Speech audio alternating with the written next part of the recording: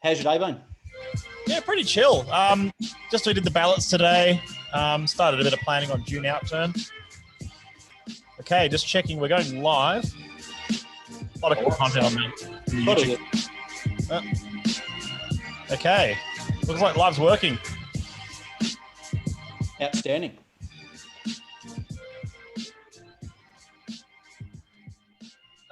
Damien, Samuel, Nicholas, thank you everyone for tuning in. Looks like everyone's tuning in for some Friday night drinks. I'm your national ambassador for the Scotch Malt Whiskey Society, Matt Bailey. It's Friday night drinks. What that means is we go live on Zoom at 7 o'clock like we do every single night of the week. And you are welcome to join in live with us on Zoom on Friday nights. So the link is in our Facebook group, SMWS Australia group. Of course, anyone who wants to tune in, including Mr. Darren Howie, who has already tuned in, your punctuality is noted. This is fantastic. How are you going, mate? I'm very well. Actually, it's the first time I probably had to be punctual for about 4 months because I haven't been working. So it's like there's no watch on the arm. No. And there's a beer in the hand. So, yeah, it's actually probably the first time I've actually tried to be somewhere at the right time, other than we went to Scotland a couple of months ago. So we had to be there in time for the flights for that. So that was pretty cool. Yeah. If you miss those, and especially some of those smaller connections, like going to either to or from Isla or like that, we had those connections. I think I was saying to Em the other night, when we went, the day we were supposed to go to Isla, Storm Kiara was actually forecast to come through. And we ended up getting the only ferry that went over. They cancelled everything the day before. They only did one ferry the day of, and then the next 2 days, everything was cancelled as well. Yeah, I remember you writing a comment about that storm on one of the posts. It was huge, hey? Yeah. We were staying in down in Port Charlotte, and we were staying at number 1 Charlotte Street, and I mean the whole hotel was shaking. The wind was blowing like 130, 140 k's per hour. And right. It was awesome. We had a great time, eh? And we sort of said to a lot of people, like, we'd really we want to go back and do it during the festival, because I went with my wife, and we had the best time because we had no drama getting access to distilleries, and everyone had so much time to talk to you, like when we were doing the dunnage tastings and things like that. So yeah, it was like we had a great time, mate. Even though the weather was insane, it was makes Melbourne weather look fantastic. So, yeah. It was like 4 seasons every hour over there rather than just in the one day. So you're Melbourne based, are you? No. I live in Cairns. I'm originally from Melbourne, but living up here in Cairns for we were just coming up on almost 10 years. So yeah, right. Very cool. Yeah, my wife's from Cairns, so. Yep. I moved up here when we got married, so it was a bit of a no-brainer, really. I was getting a bit tired of Melbourne weather and a few bits and pieces. So yeah, it's been a really good change for us. So, well, for me anyway. Yeah, for sure. Yeah, so the weather's beautiful. I got shorts and thongs on, so it's been 28 to 29 degrees here today. So shorts and thongs weather in winter, you can't complain with that. Yeah, so very true. I experienced the ferry in Isla actually because I was in Isla actually pretty much a year ago to the day. Yeah, I remember saying last night, you said it was almost a year to the day. Yeah, it would have been like next week. No, like next Monday would have been when I was actually in Isla, but I was in Scotland right now. And then, the ferry, it was the festival, obviously Facial, and it was fantastic. Yeah. And but however, leaving Isla, getting there was fine. Leaving, the weather was fine, but the problem is there was something like 5,500 people on Isla compared to the usual 100. Trying to get out. So the festival is wrapping up and everyone's trying to leave Isla. And I spoke to a guy at the local hotel who said that the ferry service always overbook. So they oversell the ferries. Yeah, they oversell the ferry because they anticipate a few people will sleep in, kind of thing. So they're like, they'll miss their ferries. They've had a big festival, blah blah blah. So they oversell the event and the ticket. Sorry, and then. So I was stressing out about that. So I had to be at the ferry dock at like 8 a.m., but I got there at like 6. And I just I rocked up at 6 a.m. I parked the car because it was a car on the car ferry, but I didn't just go on foot. If I was on foot, I wouldn't have been worried. I could have turned up at 5 to 8 and I'd be fine. But like you got to get your car on though. Yeah. And even at 6, I was first up on the line on my line, on the ferry line, but there were other cars already banking up. and it's like, okay, that's cool, but at least I'll get on. And then by 6:30, they were pushing cars away. They're like, "Are you here for the 8 o'clock? Sorry, like we're sorry, it's full." They're like, "Oh, we've got tickets." It's like, it's full. Yeah, we're already full. Like, it's pretty crazy actually, because we went over there and we said we had Storm Ciara on the way over. We flew into Edinburgh, spent a few days there, then we drove down to Campbelltown, and then because it's only like a 45-minute drive up to where the Isla ferry leaves from down to Campbelltown. Anyway, so this storm was coming through. We get over to Isla. We're over there for like 7 or 8 days, and then another storm comes through, and it was the same thing. Like it was like we got down there like really early and ended up leaving like 45 minutes late because the ferry, I think, was originally supposed to go from Port Ellen, but ended up going from the other dock over on the eastern side of the island, which name escapes me at the moment. But and then a whole pile of people then turned up over at Port Ellen to get on the ferry. But they're in the wrong place, so they only get cabs. And there's not that many taxis in Isle actually working over wintertime. There was only like, I don't know how many cars there are, but there's probably no more than like I think it's Cheryl and one other in winter. So there's only 2 taxis in Isla. Yeah, it was pretty funny because we had one guy, we did a couple of days, which where we'd organised, and it was a really good deal actually. We had the guy who looked after us, and we hired a cab for the day basically because we went over to the north side. We did Killoman and Brook Lady all on the same day. There's a taxi driver just hung around and waited for us for the whole day. So it was pretty cool. Everyone was so friendly though, like, it's pretty quiet. I think they're going, "What are you guys doing here in the middle of wintertime? No one comes to Isla in winter." And we met some really funny people. We met one mad Australian guy there. I think it's from Newcastle. And then also we met some funny people from Singapore. And there was a really, really strange dynamic going on with the people just from everywhere. There was almost no one from the UK. And it was away. It's funny that, isn't it? Like the locals are all like batten down their houses in winter in storms. There's no one traveling around. They sort of look at you. They do look at you in a bit of a strange way.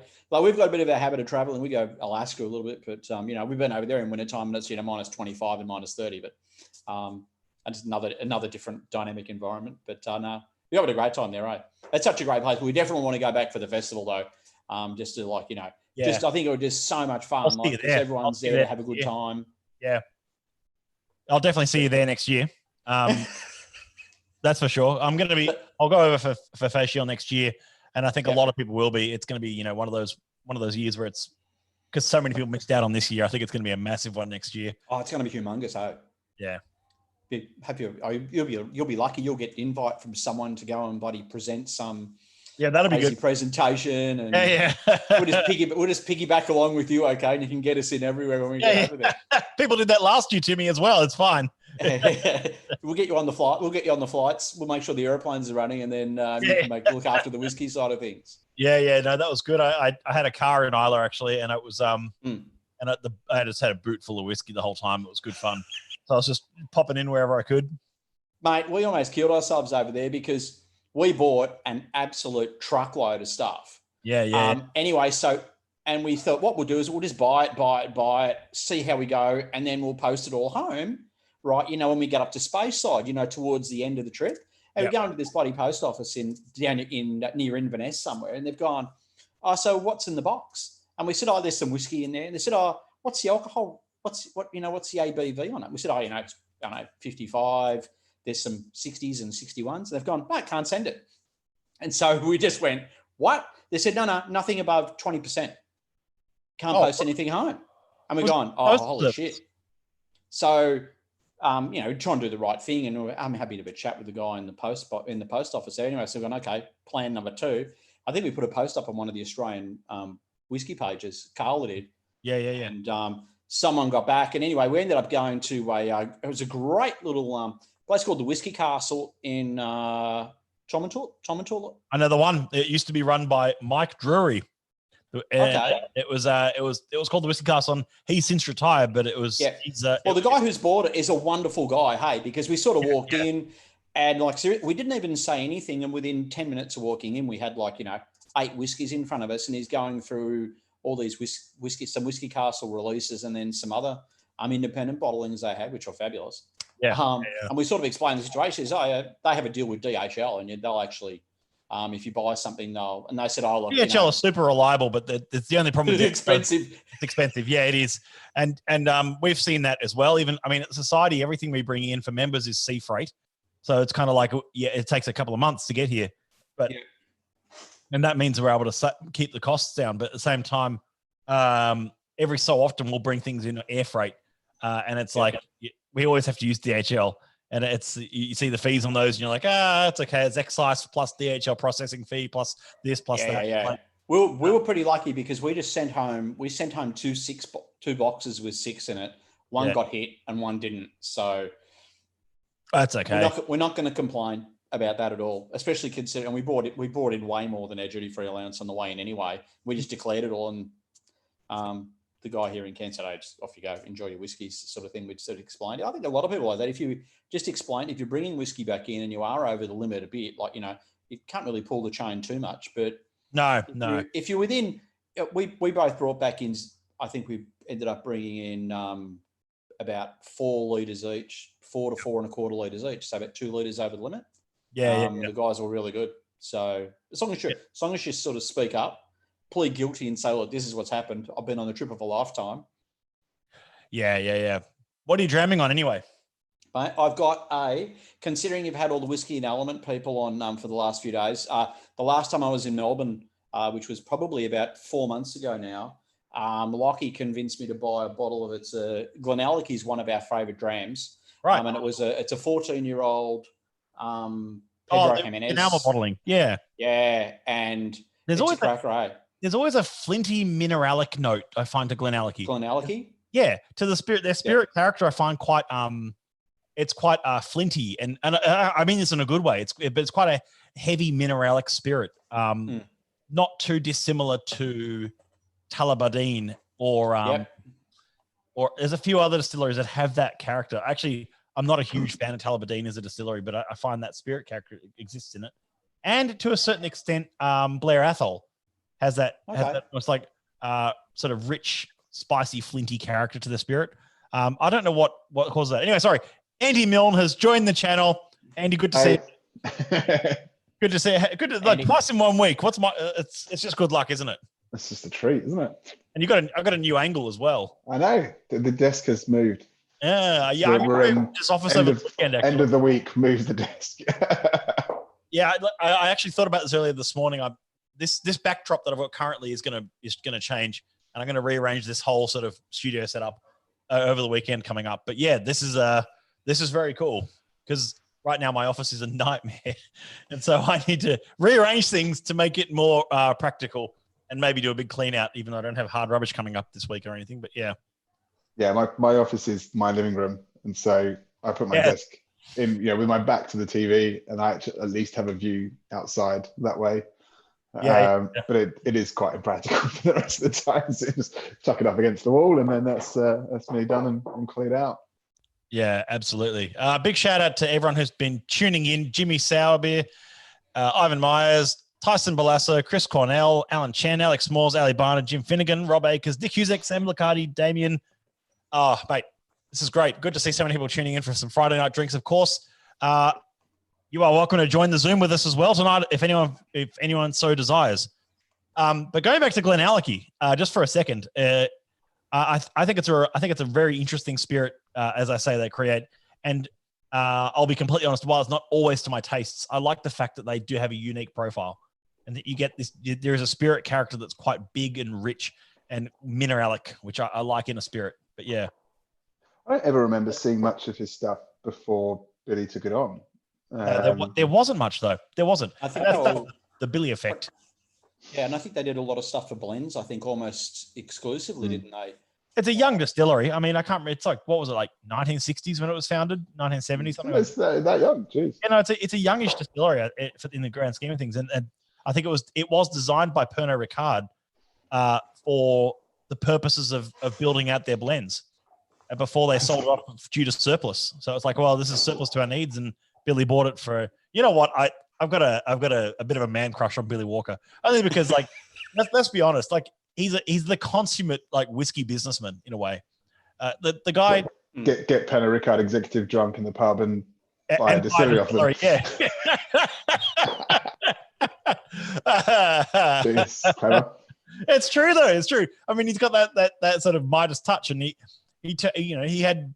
I can't remember how much he bought Benriach, Glendronach, and Glenglassaugh for, but it wasn't much. It was it's something ridiculous that I think the first two were only 7 million or something. It was like stupidly cheap.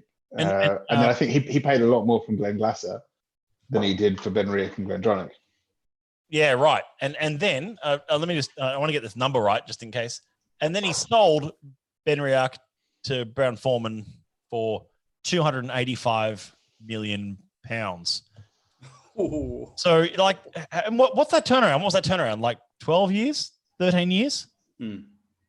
Longer than that, isn't it? I don't know how long he was there. You know what? This is going to intrigue me now because I like. It was. Jeez, you might be right actually. It was the Shans had it in the 70s. They were running it, and then it was. It's funny because my mum. 285 million is still only half of New Macallan, but still, it's still pretty cool. It's Glendronach was one that's special to me in a weird way. That's my mother went to school with quite a few people. Oh, she went to school in Huntley, just around the corner from the distillery, and she said she can still remember when they were sort of almost a horse and cart. So the cart was moving barrels around, and there was the old Glendronach cart was coming through with barrels of. And they've still got that cart sitting there. It's still there, yeah. She said she remembers that going through the town. And just like, geez. But it's the first distillery I ever visited, aged 5, I think it was. And was carried around on my dad's shoulders, wandering around the distillery. So yeah, it's one of the only distillery that I can sit there and say, I've watched it go through all the changes and all the see it in operation, then see it mothballed, then see it back into revival. Because you're actually 40 years older than you look, aren't you? This is the real trick, isn't it? You know what? So how's this for a year? 2003. There you go. That was the year Billy Walker buys Benriach for like £7 million, and then in 2016 sells it to Brown-Forman for $285. Check you out. Bloody hell! It's interesting that we talk about Billy Walker because when we did the extended tour there, he mustn't only be just a really good businessman, but he must be a really good guy to work for because almost all of the staff. So the guy who was running the still operation, they actually were shut down we were there on a Friday. So they had the whole still operation was shut down because they're only running that because the turnover has obviously been cut right down because they're not doing blend stuff anymore. They're just doing stuff for Glenallachie itself. So they're only running at about 20-25% capacity, only running the stills, I think, around about 10 or 11 hours a day. That's not unusual for a lot of distilleries, that capacity, especially modern distilleries in Scotland. I mean, a lot of them are running very much under capacity still.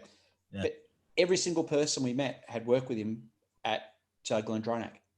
Yeah, right. So he'd brought everyone had come with him to get Glenallachie going. Yeah.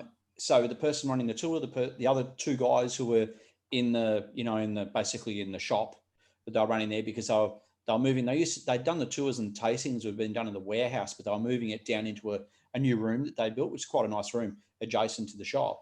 So there was 3 people working in there. The guy who was running the stills that particular day, and the lady doing the tour. Everyone had worked at Glendronach, and they'd all come with him down. So he must be a pretty good guy to work for. And even other than being a great businessman, I think he must be a pretty good guy. Yeah, yeah. No, he's a good bloke. I didn't spend much time with him, but I terrible. I hope he's not listening because I completely forget now the name of his son. Billy Jr. Just for Billy Jr. But yeah, I spent a lot of time with him through work, and they're just a good bunch. I think it's Ali Price. I think it's the Ali Price or Ali Stevenson. So the sales manager that was at Glendronach, and he moved over as well because I bumped into him over here at an event when he was standing there with his Glenallachie shirt, and I was just like, "What are you doing?" Yeah. Change teams. Yeah, I just think it's I think what we're going to see out of the next few years, because he's only had it for 3 years, so whatever spirit development he's done there, he's only going to start showing in the next year or two as a young spirit. But I think it's going to be an interesting sort of path ahead for that distillery, especially for Glenallachie. It's going to be see what comes through the pipeline. We've had a few 107s. If I'm talking society for a moment, 107 being the code for our Glenallachie, and they're just all rip snorters. Like the last one we had was an 8-year-old PX cask, and the proof on it was like 67.9. You're like, how do they pop out of the cask at that proof? I mean, I think they are one of the distilleries that fill at the higher proof. They fill at that sort of 69.9 rather than 63.5. There's quite a few distilleries doing that now, actually. Macallan being one, Glenrothes, Highland Park, all the Edrington ones. And Brook Laddie fill at a high proof. I don't know, off the top of my head, I can't remember which ones are which, but yeah. Interesting. What are they trying to get from that higher ABV? Do you know? Well, they say it's just a waste of time and money maturing water. So it's like it's true. I mean, if it's more water content in the cask rather than spirit content, then it's like, well, and the other argument is that it creates a fuller, richer end product because it's had a tighter structure across the series of the staves. So it's like it's not really you're maturing spirit. And I happen to think it often produces quite a spicy spirit, which is why a lot of modern a lot of modern Glenrothes, in my opinion, is quite spicy. It's quite sort of quite heavy and spicy. Well, we got a Dr. Akers joining. There's the audio. Dr. Akers. How are we doing? Good, mate. How are you? Very well. Happy Friday, everyone. And to you. Happy Friday to you as well. Oh, shout out to this beer that I'm drinking. It's absolutely banging. Yeah. It was recommended by my boss. So my boss is obsessed with good beer. And he's just moved house, and he's sort of saying he sort of moved into the house, and the first thing he did was fill up the fridge with only beer, and that was all that was in there. But he also went to his local bottle shop and said, "Look, these are the beers that I would drink." I said, "If you can have Pirate Life IPA permanently available, I'll buy it by the slab. And this is how much I'll probably consume consistently." And then said, "Oh, if you can get any of these beers, I'd love it." And he said, "No, we'll shop with you, and I won't shop with anyone else." And they're like, "Perfect, sure." So he's sorted himself out, but he recommended this. It's called Party and Bullshit by Garage Project. What a great name. Party and Bullshit. Yeah. Bloody delicious. I always like the Garage Project stuff. It's always like it's always good at the very least. Yeah, so I'm happy with that. I'm on a modus, keeping it local. Red IPA. It's a big beer though. I mean, I'm normally a bit funny about beers at this proof. What is it? 7.8%. Yeah, it's up there. Yeah. How about you, Dr. Akers? What do you I've got a lovely little brown ale from 2 Rupees, a small brewery around the corner from here in southeast suburbs of Melbourne. So big shout out to those guys. Yeah, absolutely. Nice backdrop, by the way. Yeah, it looks familiar, this one, right? Yeah. I think I know that bar pretty well. Jay Davis, that bar pretty well. Big shout out to Johnny Edwards, Emily Kaysen, Jeremy Young, Liam Smee, Jay Davis, everyone tuning in. This is fantastic. Thank you so much. I'll just grab any comments coming through. So Joey says, has Billy Walker started releasing his own spirit with Glenallachie yet? I believe he was just releasing stock that he'd bought with the purchase so far. Joey, I mean, considering he bought it in 2016, I'd probably say it's all spirit from pre-purchase, given that there's nothing younger than I think 8 or 10-year-old in the core range, and nothing younger than 8 or 10 in IBs either. So it'd be interesting to see what he's re-racking though, or how he's tweaking. Well, that's exactly right. It's not just hey, what have we got old stock? It's kind of the Billy effect is also a lot of experimental casks and unusual things, which Pernod would not have really bothered with. It's just, to No. them that was, I presume mostly was ex-bourbon, even for Pernod. It was the same with Ben Riach as well. Like Ben Riach never filled into first fill anything for the longest time. They just filled into refill bourbon. That's it, refill for bourbon, because it was Team refill. It was just team refill. But yeah, I mean, it was just good. Like, why fuck with it? Don't mess with something if it's delicious liquid as it is. Gary. Sorry. No, I was Gary. going to say, one of the comments on the actually on the tour they were talking about was the quality of the casks that they were buying in. Oh yeah. And that they were only buying really high quality casks to ensure that they can get a good quality spirit out as relatively quickly as they can, and still maintain the integrity of the brand. It's funny you say that, which is why we're seeing a lot more rechars. There's a lot more rechar happening in the industry at the moment, and that's Andrew made a really good point of this the other night, saying about how there's this rechar that we're seeing is like almost cask rejuvenation, because these are from brands that, especially from brands that previously or in recent history have not had any focus on a single malt. There's no need for it. It's like, so we're just going to focus on blending. So it was like, and selling to blenders. So it was, so we're seeing it's sort of like this almost rush to market for single malts again, which is amazing. Like brands like, as we just said before, brands like Glenallachie that did not have an existing core range prior to 3 years ago. So and if they did, it was maybe one bottling that you'd find in a European bottle shop somewhere that no one cares. So it's like now it's got a bit more sort of consistency to it and a bit more sort of release. And from what I've tried so far, I've enjoyed. The flip side of that is, I've had conversation with master distillers and blenders that are sort of talking about their predecessors, where they're not always a fan of that person. And you can sort of, they're sitting there saying, yeah, no, we've got some really good liquid, but it was just, that was put in shit wood. And sometimes it is budget. It's realistically, they're just like, well, we didn't have enough money. We had a terrible wood policy. And unfortunately we got, the sort of second tier of quality rather than first, and we were being cheap. And in the 80s, that was very, very common. Especially if it's going in as a filler into a blend. Why would you bother buying expensive casks if you're just going to dilute them? Yeah. James Hart says, is it hard to get around the regions without being able to drive? Sorry, he was talking about the getting around Scotland. Impossible. Yeah, no, it is impossible. It's so true. It's very hard to get around Scotland without a car. The public transport is pretty woeful.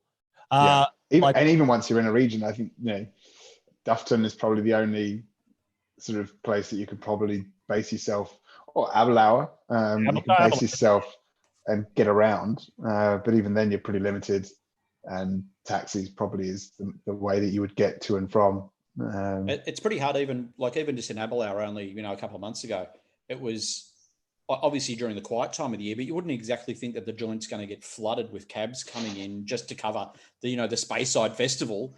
No. So it was, you had to really plan it out and get onto people the day before to ensure that you could, get to all of your dunnage tastings and things like that. You really have to do, if you are going over there, you really do need to do some pre-planning and organise your tours as early as you possibly can, and then get your transport organised as well, so that, because there's not a huge amount of transport. I had a similar problem on Isla a few years back, where we're in 3 different places as a group, and so we all met in Bamor, just to sort of say hello. And at that point, we all had quite a few drinks and realised that we actually couldn't get home. And we had to get back to Lagavulin, and we spoke to the hotel. It's a short walk. Yeah, exactly. Spoke to the lady and said, "Look, do you know how we could, what's the cab? She said, She's probably gone to bed, I'm afraid. Let's say it's the one taxi. Cheryl, was that Cheryl? Yeah, I think so.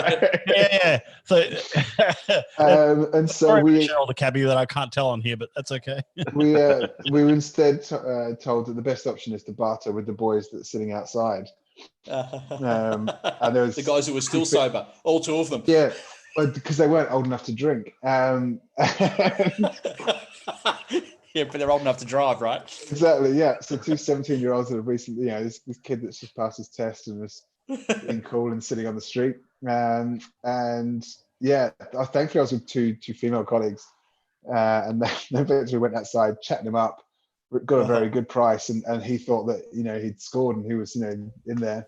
And then you turn up, right? And they sort of turned around and said, come on then, off you go. And I just sort of scrolled across and they're just like, oh. It's a bit like trying to get a cab on a late night street where you have the missus out in the middle of the road and you're hiding in the trees, wait for the cab to fall over, and then you go barreling out to hide. Oldest trick there is. Big shout out to Gary and Matt. Thanks, guys, for joining in. Sorry, yes. Gary. Hello. I'm here finally. Yeah, you made it. Gary, welcome all the way from northern Tasmania. Hi, Matt. How you been? Can you hear me? Yeah, I can hear you just fine. Mm-hmm. Yep, doing well. Drinking some Dark Valley. Lovely stuff. Getting some Tassie whiskey in. Nice new mic, Matt. Is that what you're using tonight? Is that what you're hooking? Subtle flex there. Yes, it is. Yes, it is. Oh, damn. Cool. And a big shout out to Sally, Jared, Richie, Mads. Good to see you all tuning in. Thank you so much. I don't think there's any questions coming through just yet. That's okay. Robbie Tocknott says that, hello, lads. You're being viewed inside the Mount Slide Distillery right now during our Friday night business meeting. Well, I mean, if this might be more entertaining than a business meeting on a Friday night, I'll tell you that. If you're getting business meetings on Friday nights, you need to not do that. I was going to say, how much business could you actually do on a Friday night? Yeah, exactly. What business is going on a Friday night? Yeah, exactly. This is business. Yeah. Excuse me if I fall asleep. That's okay. I've just eaten a mass of KFC. My son Food coma. We had tryptophan. My son wanted to try their chicken burgers, so it's like, all right, we haven't ordered KFC before. Let's do it. And I've had enough chicken to last me probably another year at least. So I'm pairing that with a big bourbon. That's going to cut through the grease. If you pass out, the dogs can take over. Yeah. No, they're pretty keen on that. I posted in the group earlier tonight that letter that a member wrote into us. I don't know if anyone saw that. Is that the Nicker? The Yoichi. Yeah. It just got me thinking, and there's so many people have been commenting about it as well and sending me a few messages. In a nutshell, for those who don't know, there was the society released their first ever Japanese whiskies in 2002, and there was 116.1 and 116.2, and that was 47 and 40 pounds respectively. But mind you, that's a lot of money for a bottle of whiskey in 2002, and it was like, and they just didn't sell, and there was anger and rage from the members about Japanese whiskeys being like sold through a Scotch malt whiskey society. And it got me thinking about what would cause a similar outrage today, from not just from society, but from any perspective in spirit. Do you think an outrage? Yeah. Would it be Scotch whiskey matured in an ex tequila cask, or would it be? Yeah. Well, a couple of years ago, all that hyper-aged or attempts at hyper-aging whiskey. That caused a bit of outrage. Yeah, it did. Yeah, and from every single one of them I've tasted, I've been supremely disappointed anyway. So that's absolute shockers. Yeah, it didn't deliver. It's that lab-grown whiskey where they're trying to match all the flavor profiles with organic chemicals. Yes. I missed that one entirely. I'm just reading that letter here now. Yeah. He's saying how it's like this is the end of the society as we know it, and blah. And that was good whiskey too. Hey, we were I think I said to you guys, just put one of those text posts up a while ago about Reno. There's a wonderful, if you ever go to Osaka, there is an insane bar just north of Namba, which is sort of downtown Osaka. We know Osaka pretty well because we spend half of our life with work up there when we're actually working. Right. A place called Bar Country, and it's now run by a gentleman whose father set it up during the Korean War back in 1952. And his array of these Nika whiskies, which it's insanely difficult to find. It's even finding Japanese whiskey for a start, a lot of it now. But then to find cask strength Japanese whiskey is like the needle in the haystack. And this guy has a lineup of Nikas from early 1980s through to about mid 90s, all at cask strength. Yeah. And so I can only imagine how good that's SMWS bottling would have been. It would just be because to taste it, it's an incredible whiskey. Well, from what I heard from one of the old society managers at the time was that it was just it was basically a pick of the litter. Go into the warehouses and pick what you want. Mm-hmm. Wow. Like, because they're like, well, first of all, we don't bottle single malt whiskey. It was their sort of response. And we don't bottle single cask single malt whiskey at all. So it's like, whatever you want to do it. And one was I think a 9-year-old and one was a 16-year-old or something. Off the top of my head. 11 years and 16 years. 11 and 16. Sorry. Yeah. Wow. There's when I was working with Sukinder from Whiskey Exchange, he had the same, so to help drive. So he was the UK distributor of Kurosawa. Yeah. Which is a cheap drop. But I remember I launched half a dozen of their whiskies through the whiskey show over the years.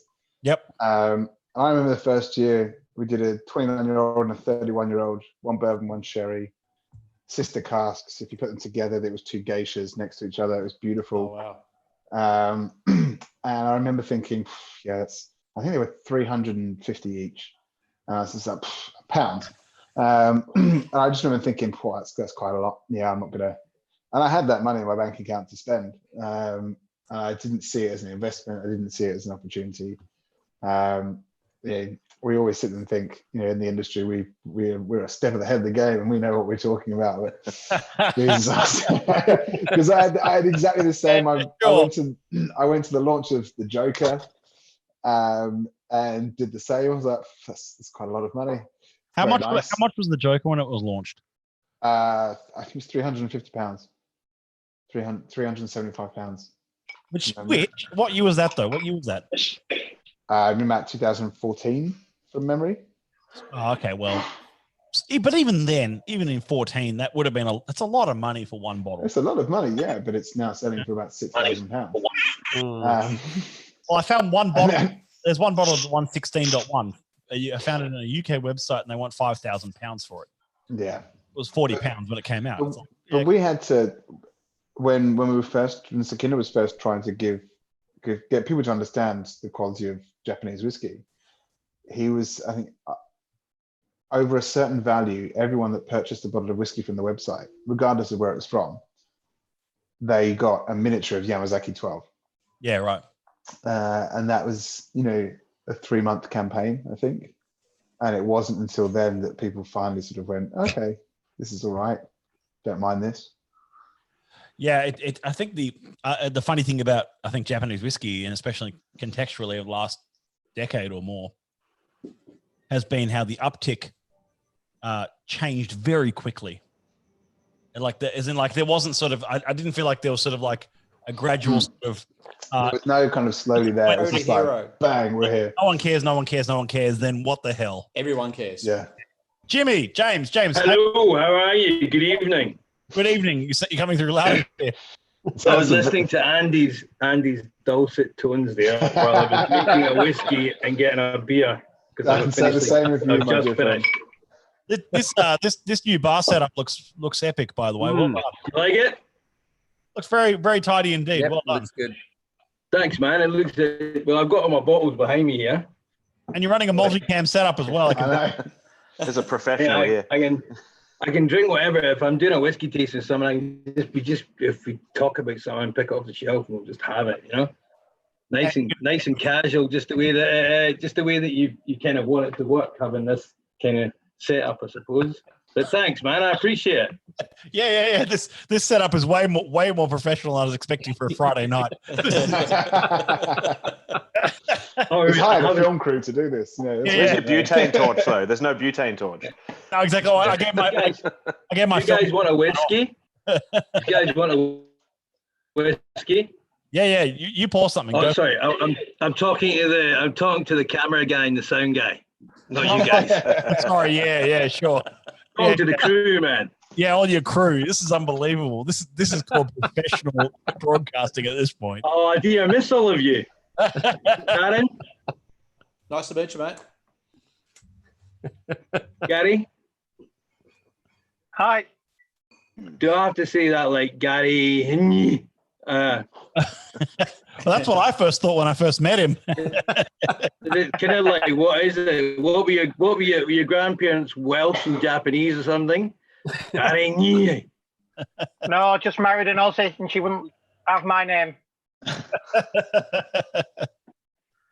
Fair enough. Here's a question for you, Matt. Sure. Carla was hunting around the other day. Is there any possibility for the SMWS at some point to be able to because specifically she was actually looking at the Japanese SMWS page. Right. And they had that's dangerous. Pretty big stock numbers of some really interesting whiskies. Yeah. And obviously they've probably been sitting there for a while. Is there any way that the SMWS in Australia could get I don't know whether you would do it as a pre-order or, you would take it, I don't know how you do it, but be able to get, because we have limited numbers of things that can be sold, right. Because there are limits everywhere. But if people get stuck with stuff, to be able to get access to that, to access some of their bottlings. Yeah. And then they could access if you have something that they don't have, like a quid pro quo type thing, or even if you just said, well, look, you're stuck with 22 bottles of this, we'll take 12 of them or 14 off your hands, and we've got 12 or 14 guaranteed buyers. But I'm sure there'd be there's two things here. There's two sort of points I'll make on that. One is, logistically, that sounds that just gave me an instant headache. But at the same time, I will just say there's 2 points worth making. One is just say no. Just say no. The first part is to say that we are going to see. What's exciting is we're 48 days into new SMWS since we've now become part of the UK branch rather than just an Australian. Okay. So it's we are part of the UK branch globally now. So it's what that means is we're going to see changes in stock levels coming through so that we have a far wider and bigger selection of stock coming. So every shipment over the next 3 to 4 months is 1.7, 1.8 times bigger than the one before it. Wow. It's so therefore you're going to, sometimes you might look at the shop page and be like, everything says dearly departed. Everything's already sold out. Yes, we do experience that sometimes, but other times we've got more and more coming in of other things that, and the way allocations work is an art form within itself, but it means that you'll see casks that we have that Japan didn't get. You'll see casks they get that we didn't get. And there's casks that UK and us got, but no one else, and vice versa. And there's casks that America and Switzerland or something might get and no one else, kind of thing. The good news is, however, is that when we are working on local casks as well with Australian whiskies, and that's always been in the pipeline, but it just comes as a few factors to why that hasn't happened yet, which I won't go into right now. But when that does happen, however, we get the lion's share. We'll get 98% of that allocation. So you'll have members in Japan or whatever, or Switzerland and Italy branch going, why didn't we get any of that? It's just, and then the second part I was going to say is that there's a what's called a GX allocation with SMWS. It's a bit of an internal term for us, which is just general allocation stock. So we're able to get, we are able to replicate exactly what other branches have, and we can just pick from that stock for next shipments. It might mean what you see on the Japan page, for instance, we'll get maybe 2 to 3 or 4 weeks after they do. But when we do, it'll be on par with about the same price, if not even better locally, to be honest. As you would have seen, more recent outturns have become have it turned into that a bit as well. Alex Morse, welcome. I think he's muted. My microphone. How are we all? Oh, good to see you, mate. Everyone who doesn't know Alex, he is our Victorian state manager, but I'm sure most of you know Alex by now. And the man behind Dark Valley and the man behind our Victorian members and everything. Total legend. Good to see you, Alex. So because Gary mentioned Dark Valley, right? Yeah, look. Yeah, Gary's on the Dark Valley tonight. That's awesome. Oh, Gary, sorry, I missed the. I was listening to the first half and the awesome chat about Isla Fest, and then had to tune out for a second, and I've jumped back on the Zoom, so I missed that. But I did see you were on, Gary. Good to see you. Gary and I. Gary's that kind of person that I like because he's the kind of guy you randomly bump into at a distillery. Like I was in Tassie. But I'm only in Tassie occasionally, and I just drop in to see the boys at Adams. who's there, but just Gary wandering around. So always good to see you, mate. Joel Bradbury says, and Mark Teague both say, correction to Matt Bailey, you are indeed the Victorian and Tasmanian ambassador. That's right. Sorry, Victor Tasmanians. I know. I'm working on it too, guys. Matt and I had grand plans, and then we were told by the government we couldn't fly down to see you guys. So yeah, absolutely. Ramping back up the moment we get it going again. Now, I need to know, James, what are you drinking? What's going on? What are you up to? Oh, you talking to me? Oh, sorry. No, I was talking to the other James in here. No, go ahead. Oh, sorry, I was miles away there. Well, actually, it's very interesting you asked that because I want everybody's collective help here with something. Okay. I'm going to pour myself a dram. But I've been keeping these drams for quite a while. And I've never really had a time to kind of open them. You know what I mean? I think whiskey should be for drinking. But I've been holding on to these ones. They're quite special, I think. And I want you to help me choose one to have this evening. Okay. Oh, you haven't none of them. I have to spotlight this video. This is getting real. Oh, the old box. It's probably serious. Probably a sample Kurosawa in there or something. Layer after layer of goodness. You know what I mean? It just kind of keeps coming and going. The layers continue.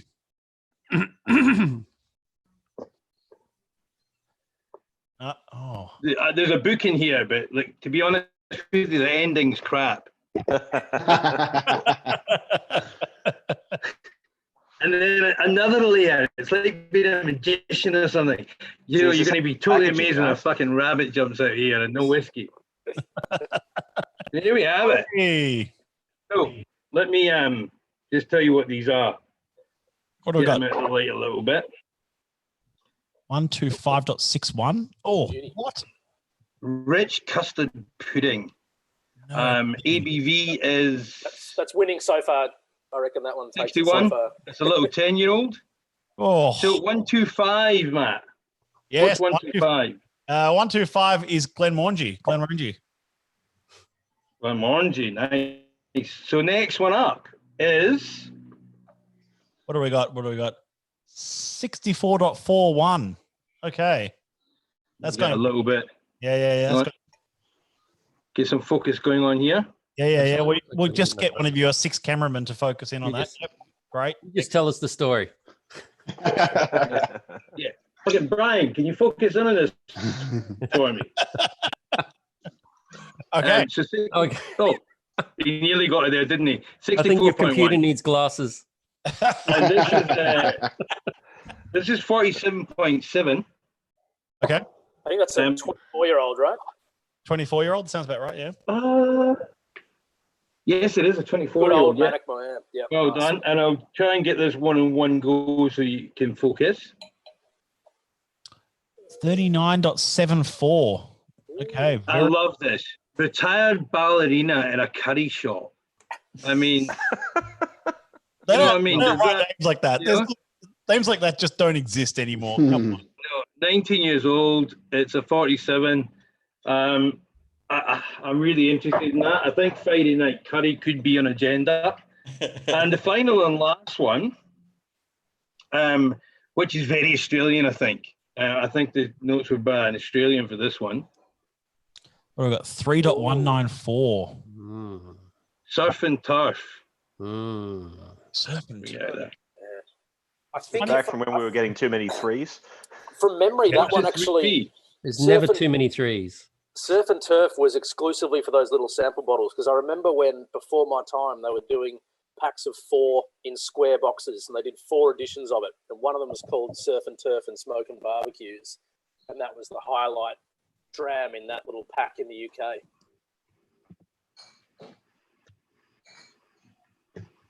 Not to be confused, however, with Turf and Surf. There we go. Not to be confused with Surf and Turf in a camel's saddlebag. Oh, so that's reusing names. Society. That's 3 as well. So sorry, what was 3? What distillery was 3? That's an Isla distillery, starting with Bow and ending with Moore. Oh, Glenfiddich. Spot on.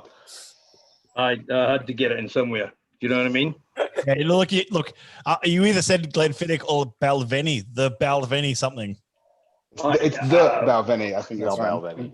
It's on the tip of my tongue. It's a tax-deductible Zoom meeting now. Well, how many times were you mentioned Dark Valley? Oh, mate, straight in the return, straight in the outdoor return. It's good to see another of the Bollock glasses in action. I do have one of those glasses. I quite like it. It's quite a lovely glass. Very good one. I got mine out the other week. I was enjoying that. I only really use it for old. Yeah. Really delicate old whiskey. Yeah, you've got like an old blend, especially like a 1960s or 70s blended whiskey, like an old Black Label or something, or an old Bell's. It's fantastic. Yeah, no, it needs it for that. But I find that it sort of doesn't work on big whiskies. It's in the same way that I use this style glass most of the time, so it's kind of similar to an SMWS, but a bit more of a tulip at the end. Yep. So it's a German company called Rastal that make them. But I've used this for years, and it's always been my kind of go-to. But bourbon doesn't work in the same way. So I use Denver's glass and Liley's, but I use that predominantly for bourbon because I find it's poor old Liley. What a shame. I'm actually using this glass, which is pretty crap. It's one of these. Remember the Riedel ones they did? Oh yeah. Big lips. They were terrible. Yeah. I've got a couple of those. Never use them. All my other glasses are in the dishwasher, so James, I'm using this one, and I'm going to have this. Ballerina in a curry shop. Yeah, do that. With a name like that, you've got to, don't you? Did you know that the guy who designed that Riedel glass actually publicly apologized for it?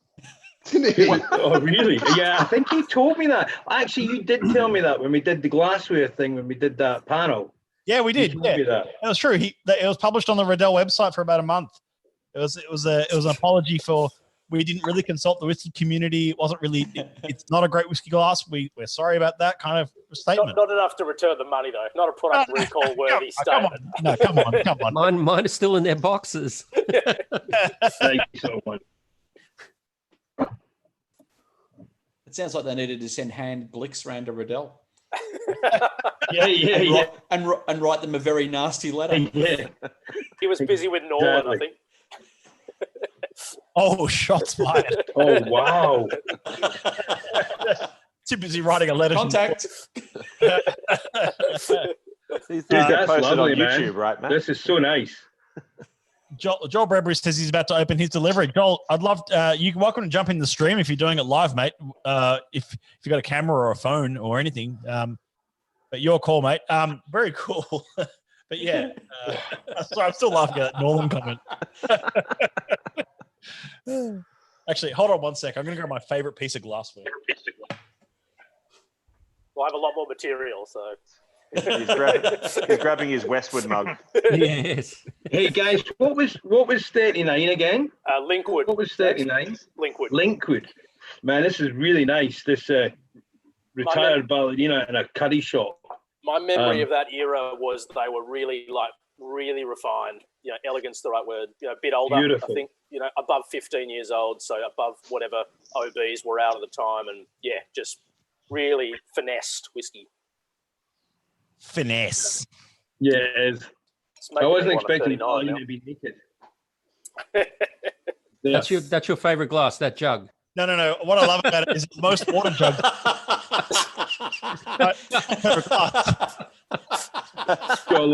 His wine glasses.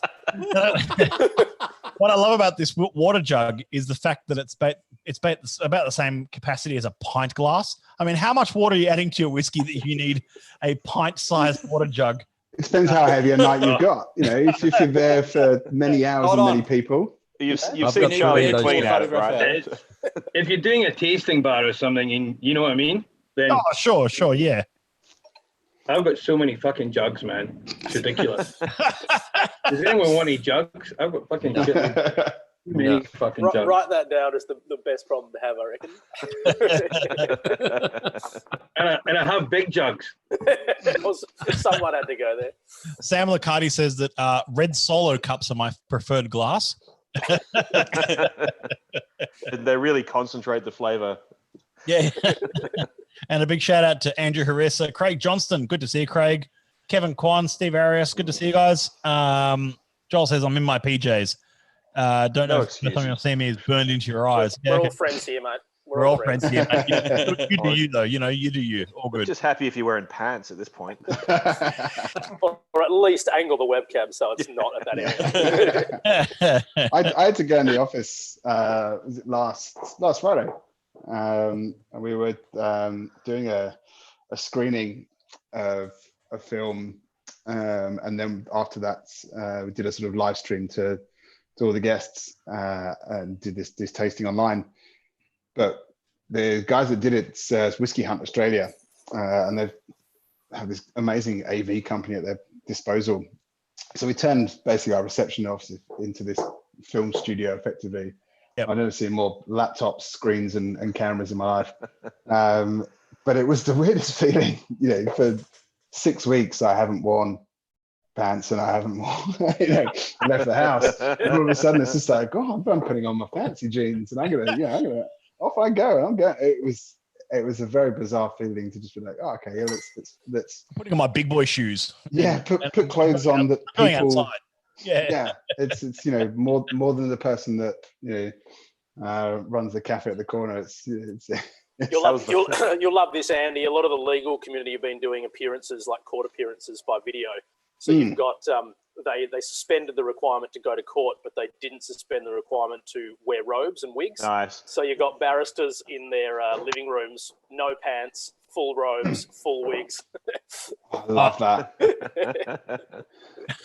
Do they set their background as well to sort of fancy regal, old books or whatever, and then it drops out and it's just like their kitchen. Yeah. Yeah, photos of old books and things. Yeah. That's what awesome. They do. Here you go, man. I've got a photo. I'm not sure if it'll come through, but I've got a photo that goes with your jug bottle. That was it. Oh, yeah. I know exactly where you are when that photo was taken. The old 5 litre. Yeah, very cool. Very cool indeed. Exactly suitable for your jug. Yeah. Yeah, you one of those.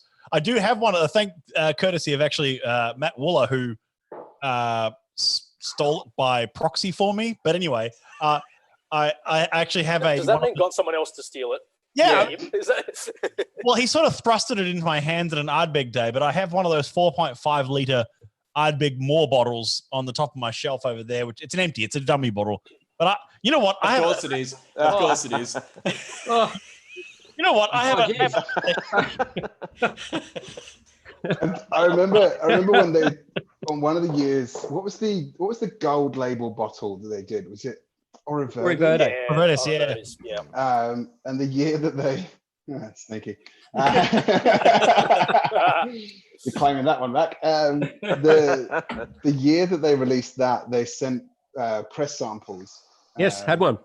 And every sort of PR and sort of journalist and blogger that received a bottle, it was a gold, gold skin bottle, and that was not going to be what was released for sale. So the bottle released for sale was going to be a standard green glass. And so all of a sudden, these gold bottles started appearing on auction websites. you could just sort of suddenly see, LVMH just going, shit. We've gotten screwed up. And expensive. And that was bad enough. But the following year, I remember them coming to us and saying, we've come up with a solution for this. We've found the problem. So we're numbering all the bottles that we send so that we know. But it was exactly a normal bottle. And then at the bottom, there was a separate sticker. There was just bottle number. Yeah, it was just like, cool. All right, there you go. Now it's an individually numbered bottle too, so it's worth more, right? Andy, with those gold bottles, most of them came to Australia, and just about everyone had one. The request was to smash them once you were done. Not many people did. I did, but a couple of years later, Dr. Bill was out, and I was talking to him about it, and he was complaining because he didn't even get one of those bottles. Wow. And the way they've done the releases for those every year ever since has been either smaller or stranger, I think, in many ways. I mean, because all the embassies get a 5 litre bottle, but I know a lot of the embassies now don't use the 5 litre bottle, and they just take a case out of stock. Yeah. Then they've got a 5 litre bottle that they haven't produced commercially. Which is obviously quite desirable to collectors and whatnot. Yes, exactly. I don't think the bottles can be shipped out of the UK either anymore. At that size with the labeling. No, they can't. Really? That changed recently. Yeah, the maximum bottle size changed in the UK to something like, I think, 1,500 mils. So you can. So that's the most you can export. Yeah, in a single capacity, in a single bottle size. So those big old 4.5 litre more bottles and those Brook-Laddie 4.5 litre things like that, they don't exist anymore. They can't with spirit in them. Sorry. Yeah. Like, dummy bottles they can, but as spirit bottles they can't. And so how would that work? So if you were, say, a bar that wanted a large format bottle, look at Beck's as an example. They had Monkey Shoulder. Yeah, but as a bar now, I take it you would have to purchase the empty bottle and fill it yourself. Well, it's just how does that work in the rules of bottling and label? Because you wouldn't be able to just bring the bottle over here, fill it, and then sell it. So you can't sell them a 4.5 litre bottle. No. You'd have to purchase the stock and then fill it into a dummy bottle. And then at that point, what's the legality on what you're serving in Australia? Is it allowed to be served because it's a non-standard format, or? Suddenly you put the books up, you're getting legal questions, man. Yeah. Dan Murphy's actually sell large format bottles. There's Jim Beam, Johnny Walker, Chivas Red, and they actually come on a chrome metal cradle, cradle, and they're actually quite well balanced. They actually pour quite nicely. Yeah, but whatever that size is probably either finishing up, or it's a very recent thing though that format is being killed off. Interesting. Just on the point of Ardbeg, actually, before it's if you remember, 2016 was Dark Cove, and that was the year I was asked to host one of the Ardbeg days in Melbourne, and it was the bottle they sent me to share around was in an Ardbeg green bottle stock, but the actual front label just had a paper sticker on it.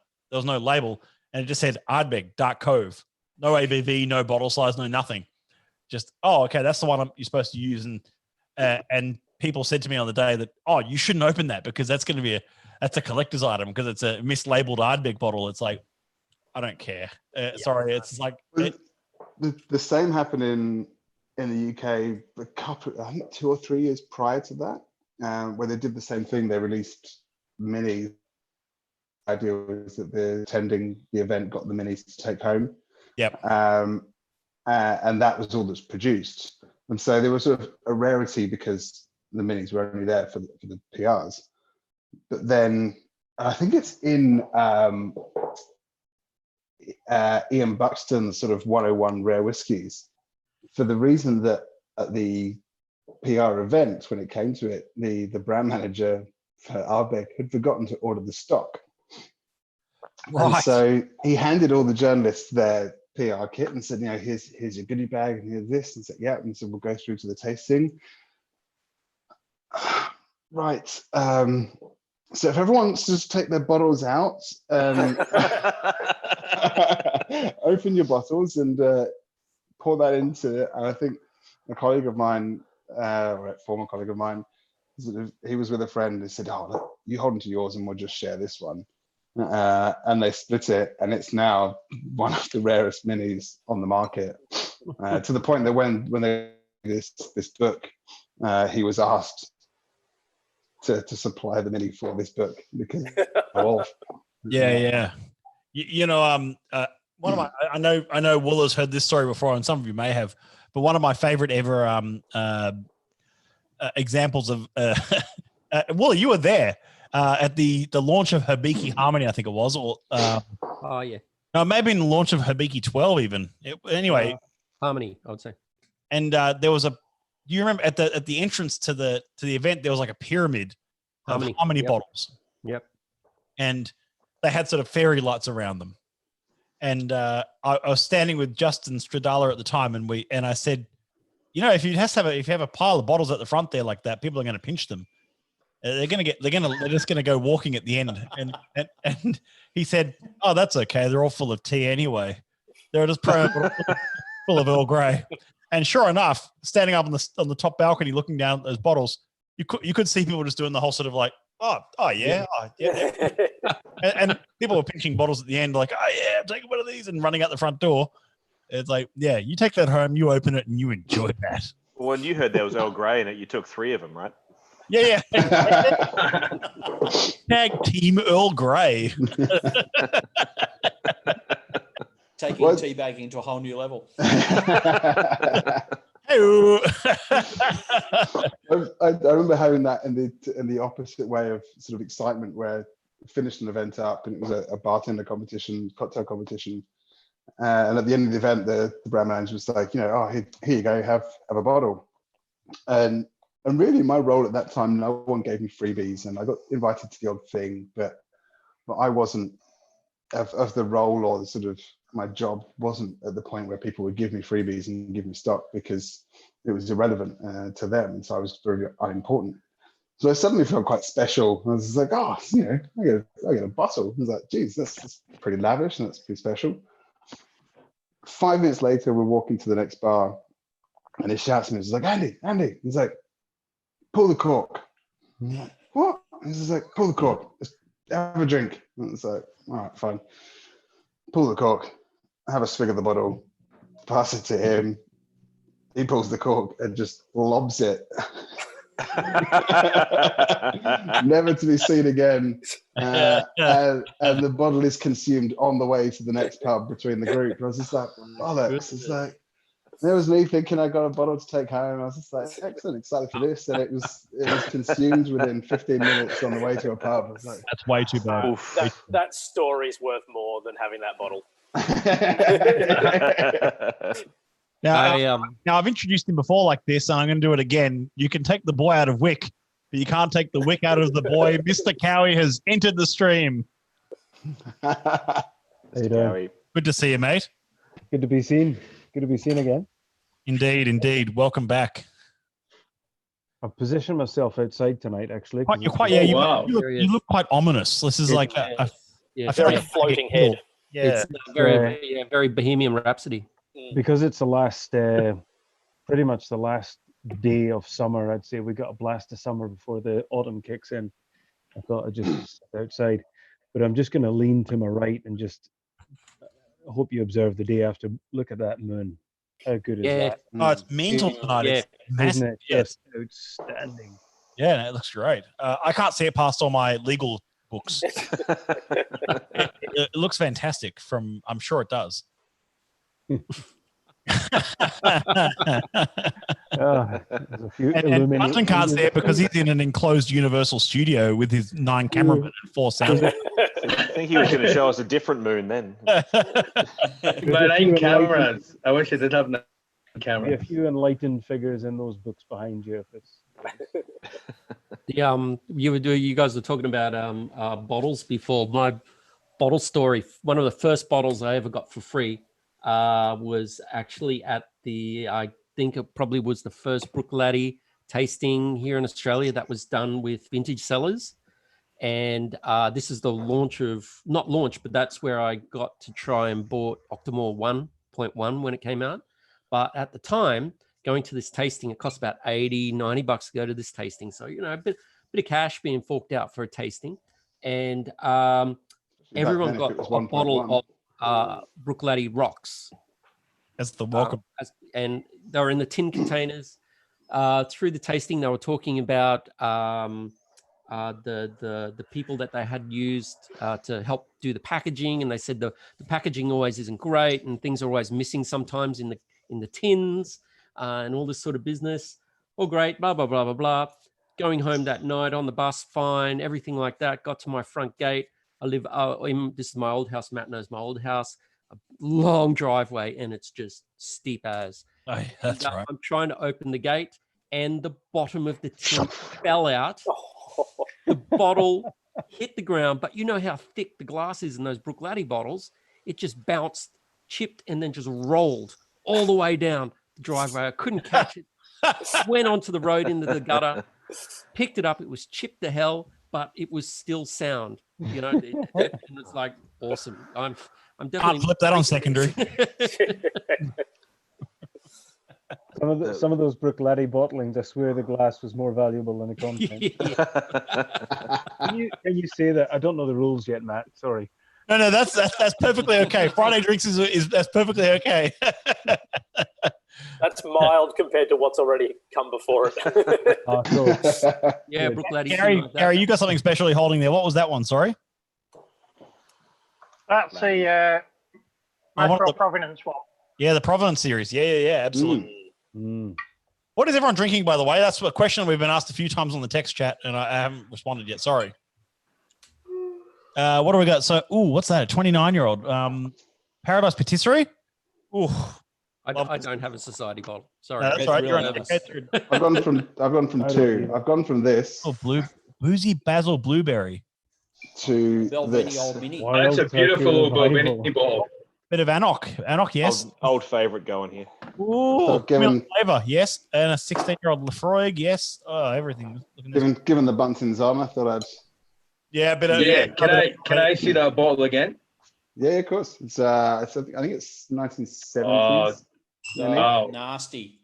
That's beautiful, man. We've got a society staffer joining. Look at this. If you're in trouble, this is just a bit of fun. Here we go. Mads. Sideways. That's it. There you go. Perfect. Good to see you. Happy Fridays to you. Happy Friday. Happy Friday. Friday drinks, and this is great. This is so cool. Marco Grezza joined. Good to see you. Emma Cookson says, Matt would love to join you boys, but I'm dressed and ready for bed, so I'll just enjoy watching. Give all the guys my love. That's Emma from Whiskey and Helmet, of course. I think, Matt, we've got to have a pajama party at some point because that's everyone's excuse. Let's just jump on with all in our pajamas. Everyone's got pajamas by clock. Everyone's. I've got a sweet set of those Qantas ones that they give out the first class. Yeah, I got some in the cupboard in there. Humble brag right there. I've got first class plus pajamas. That's in case you're above first class. Yeah, that's fine. Well, I've got the ones that Virgin give you when they go into administration to say sorry for all those velocity points. Don't worry, I didn't fly first class. It was cattle for me, but somehow I got them. You got to nick something from first class. That's the whole economy experience, isn't it? Yeah, noise cancelling headphones, iPads, whatever they give you first class. I don't know. I'll never forget that line that the sick bag and a napkin would do for me. The Scottish approach. Indeed. Don't leave anything behind. Plan ahead. Well, that costs you that's like a $20 benefit if you go Ryanair. You know, just gotta... The good thing is with the good thing is with the sick bags, they're actually lined with plastic, so you can reuse them. Oh, You shove them through the dishwasher. You'll be nice right. bag. Hang them next to the toilet paper on the line. Another rare commodity. If you get a hospital one, it's got a ring in it, so it stays open. They're great for popcorn. We turned into the COVID guide to the apocalypse here. What are we doing? It's all your fault, Morsey. Matt, you've changed locations. You've gone to like up on the 3rd floor somewhere. No, he's at the vaults. I've gone to the vaults, but I've gone to the vaults from 1995. So that's what's behind the legal thing. If you pull the right book, it opens up into the vault. The Maxwell Smart entry point. Yeah, no, as you can Magic see, bookcase. it's all paper label behind me. So it's and Andrew, very Japanese if it's paper label. Very, very Japanese. You know what? Anyway, that was great. That was great. Darren, the paper's made from Mizunara, so it's twice as much butter. You can really taste the difference, though. Yeah. Blended whiskies with Mizunara micro finishes. If that's bottle 1 of something, I'm sold. Hey, Darren, that's a very impressive background you have there. That's I don't know. We're pretty lucky. We spend a bit of time overseas, so we just buy whatever catches our eye. You know, and you're never home to drink it, right? Yeah, can you do me a favour? Right. Sorry? Can you let me know when you next go overseas? Yeah, definitely, mate. Yeah, watch your house for you. Yeah, exactly. Great house sitter. We thought about putting our place up on one of those home rental sites or stuff like that, but we just go, nah, it's not going to happen because we'll come home and there'll be nothing left. You mean like Airbnb booze? I don't think you have to worry because a bit like your place, actually. Yeah. Hey, Andy Millen. But we need a bar that's actually something like your place, and the 2 cameramen, be able to get the whole thing in, right? Andy Millen, what's your background? Looks like a shithole. What have you? Wow. The image. The ever wonderful James. Don't hold back. No. Just lift your mind, James. That's fine, mate. You know what? Now it's Friday drinks. Here we go. I deserve it. This is the man that helps me. Hold on. I'm going to redirect this for a second. I'm going to ask Mads a question. Mads, how does life look like at the moment over? You're tuning in live from Glasgow, isn't it? Glasgow, yeah. Yeah, very cool. And unfortunately, the venue's not open at the moment. But how's everything looking at the moment? We have 3 more weeks of lockdown, it's looking like, in Scotland. Right. So it's going to be a bit longer. There's going to be an announcement on Sunday as to what we can expect. But it's pretty much stay at home. Yeah. Did you manage to get anyone in before lockdown? To the Glasgow venue? Yeah. Yes. I was there on the opening night. That's actually. Right. I was working, but it was loads of fun. Oh, fantastic. Rob, did you mean lock in rather than lock down? Yeah, if you're in the right place when they say you've got to lock in place. Yeah, I take a sleeping bag to the Glasgow venue. Fine. Yeah. When we were in Glasgow, we actually went to we found stuff. I don't know how we found it. We had a great dinner at a ribs place, which is like a bit of a chain place over in the UK that's opened up recently in Brisbane. We went to a great bar called the Pot Still, which we'd not seen or heard anything about.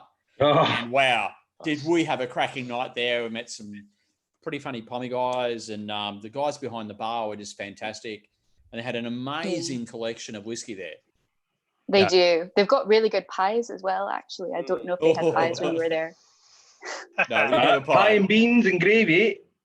No, it's just pies. So it's like literally kind of sits in a wee oven off to the side of the bar, and you get your pie and your pint and your whiskey. If you're really nice to Frank, though, he keeps a couple of these sachets of gravy through the back that you can stick in the microwave. I think it's pretty popular. That's a secret I didn't know about. It must be pretty popular with the girls because I was taking photos the whole way around, and you got their ladders to get up to the stuff that's up on the upper levels, and two of the guys behind the bar both are in kilts. I didn't even bother to look what they actually had on under the kilts, but if it was traditional Scotland, I was going, I'm not looking there. Yeah, it's perilous. So you just kind of look away politely. You don't want to look at the Big Frank's kilt, man. It's not the best for the experience. I can tell you that. Honestly, says a man with knowledge of it. This wasn't mentioned. I just focus on the whiskey. Sounds like he's scarred, actually. Yeah, I am. He might not be a McDonald, but he's got a quarter pounder. Well, it's not very fashionable nowadays to be the only man alive that's seen the Loch Ness Monster, is it? There was a time where that was you were famous for that, but now it's just embarrassing. That was awesome. The only one that'll admit it in public anyway. Mads, are you having a dram? I'm not. I've got the remnants of an iced coffee here because it is 11:20 and we've got 11:21 according to your 11:21 according to your clock. 11:21. Yeah, that's true. It's well after 5 o'clock somewhere in the world. That's true. Yeah, but we've got lots of stuff going on at SMWS UK over here today, so got to stick to coffee for now. Dram later. Where in Glasgow are you? Queen's Park, so south side. Yeah. Just next to the park, which is lovely. Watching people not social distance. It's like so we Queensland. Didn't Queensland just relax all that? Didn't they just relax all those? Yeah, they did. And did you see the thing down at it was down on down just south of the Gold Coast there on one of the heads. They did it last weekend. And there was like Burley Heads. There was like a zillion people turned up all at the same place, all at the same time to watch the sun go down. And it was crazy. I went for a swim this. I say you were there. No, Burley Heads. That was very quick. Very good. That was very fast. Well done. No, I went for a swim this evening at about 4 o'clock at Bondi. And there was fewer swimmers, but it's weird. So the way that they set the rules is, experienced swimmers only is kind of what they're saying, and there's no flags and it's restricted. But the amount of surfers out there was ridiculous, and there was a large police presence along the way, which sort of they haven't been there the entire time since they've opened up the beaches. You're kind of a bit nervous, but the amount of swimmers that are not swimmers and are just kids and families just standing in the water, and you're just like in front of the only rip on the beach.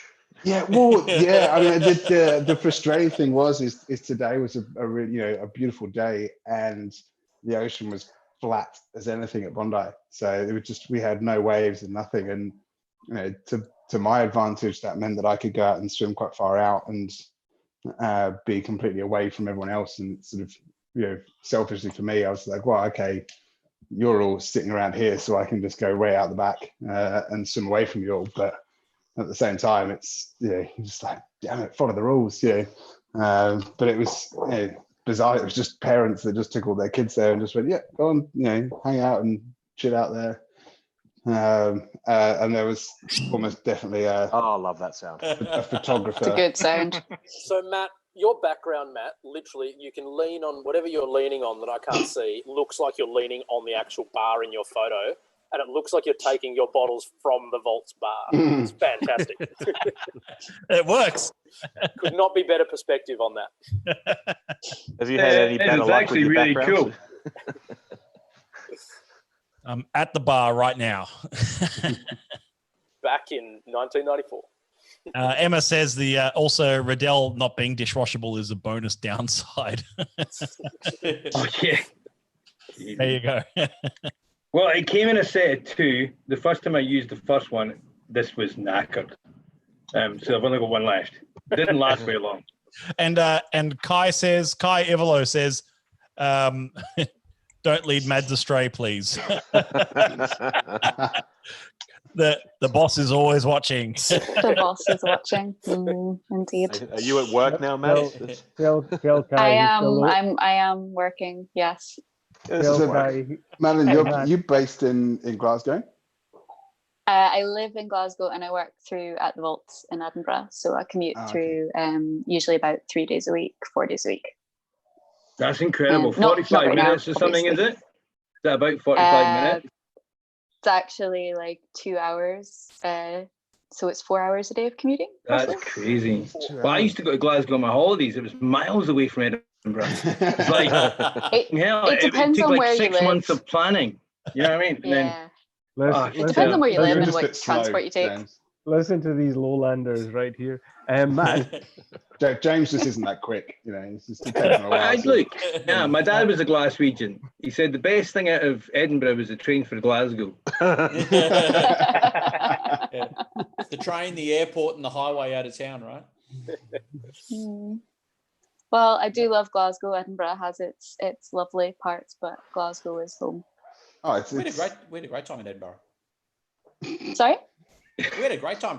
We had a great time in Edinburgh, particularly the SMWS guys were like, we just sort of walked in, you know, said, oh, here's our card, you know, and they said, oh, come on in, have a couple of drams. And the next minute we're at a tasting with a whole bunch of people who knew nothing about whiskey, but were just there for a free meal and ended up not drinking any of their whiskeys. So we ended up with those whiskeys as well. And then it was, we had an incredible night.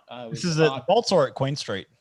The Queen Street one. The Queen Street, right? Yeah, because we didn't have a car or anything like that, so we couldn't get around. So we just sort of walked down the hill from. We were staying up, not far off the mile. Just walked around the corner down the hill, and it's a great place. So you just go and have a drink, or just to have an afternoon drink. It's a fantastic place. So we loved it. Queen Street is such a beautiful, beautiful building, though. Inside, you know, a big spiral staircase. It's lovely, It's just like Edinburgh all over it. You know what I mean? Yeah. Totally. But it's recently been refurbed as well, so it's looking really sparkly and lovely and new. They refurbed. Have you guys refurbed the Hunter Room? Yes, the whole building. Well, pretty much the whole building. For those who don't know, that the Hunter Room is like the 4th floor on the building. Yeah. It's like like this really super steep staircase that goes up. Yeah. Yes. And when you get to the top of that staircase, there's another little staircase on your left. Again, which is sort of like a straight staircase, which leads up to this room called the Hunter Room, and it's this stunning room that you can overlook the park and everything. It's like this views out of the Hunter Room are just amazing. But it was always like this really sort of, if I'm being completely honest, underdeveloped room. It was like this room that felt like it was a bit sort of drab, sort of like no one really went in there too much. It felt a bit dusty and tired in there. But I'm so glad it's had a refurb because it's such a beautiful space. It's lovely. Hey, the members bar, I don't know what level that was on. I can't remember because there was too many steps. Level 2, drams. Yeah, that was fantastic. And that's where we had those. I think I showed you that photo the other day. There was 2 or 3.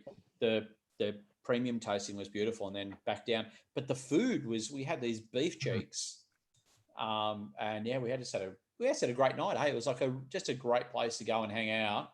Yeah. Everyone was super friendly. The guys knew so much about whiskey and all the stuff they had there. So it was just a really great place to go and have a drink. Yeah, amazing.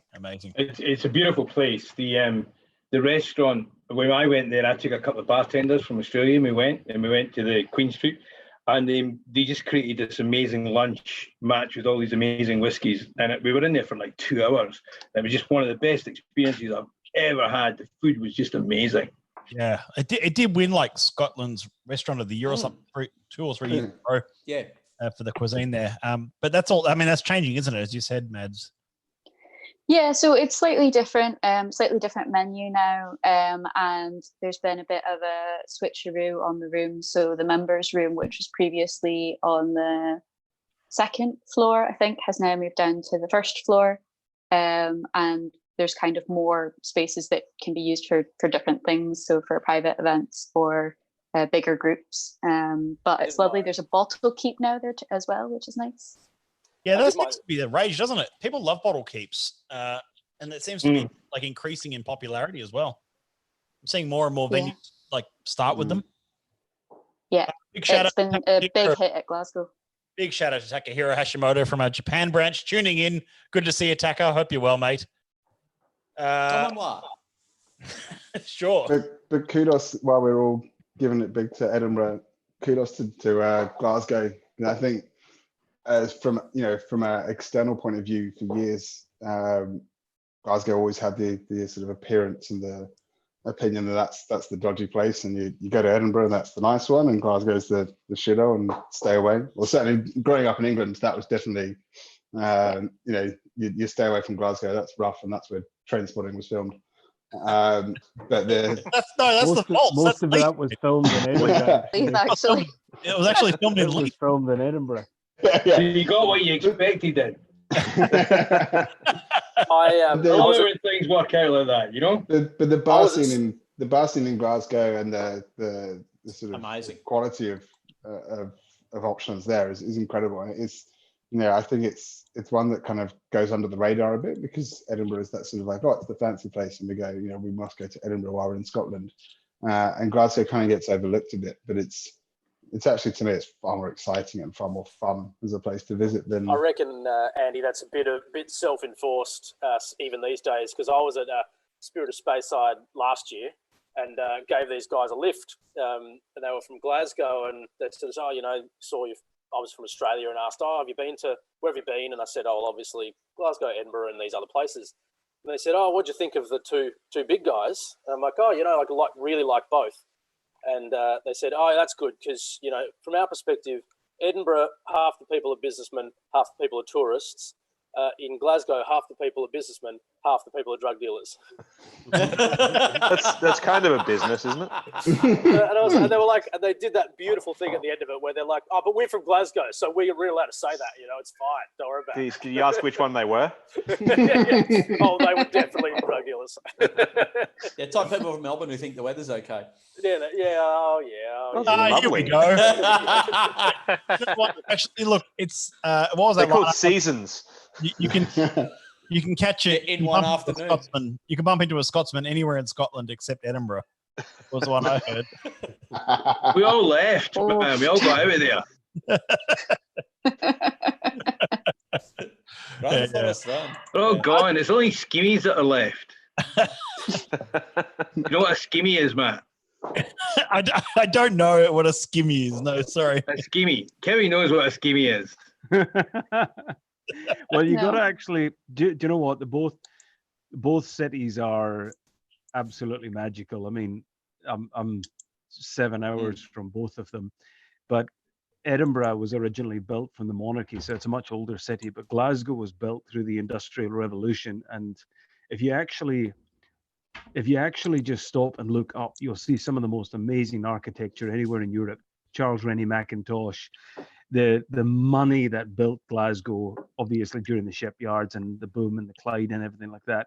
So they're completely different cultures, both cities. And one of the best things you can do is go down to the docks in each of them and just get into an old bar and sit beside somebody that's glued to the stool and just talk to them. And Glasgow, I mean, you'll meet 100 Billy Connellys in a week if you actually just go to the right bars and just the as you say, Andy, the rough parts. They say the rough parts, but there's some areas like where the fun is.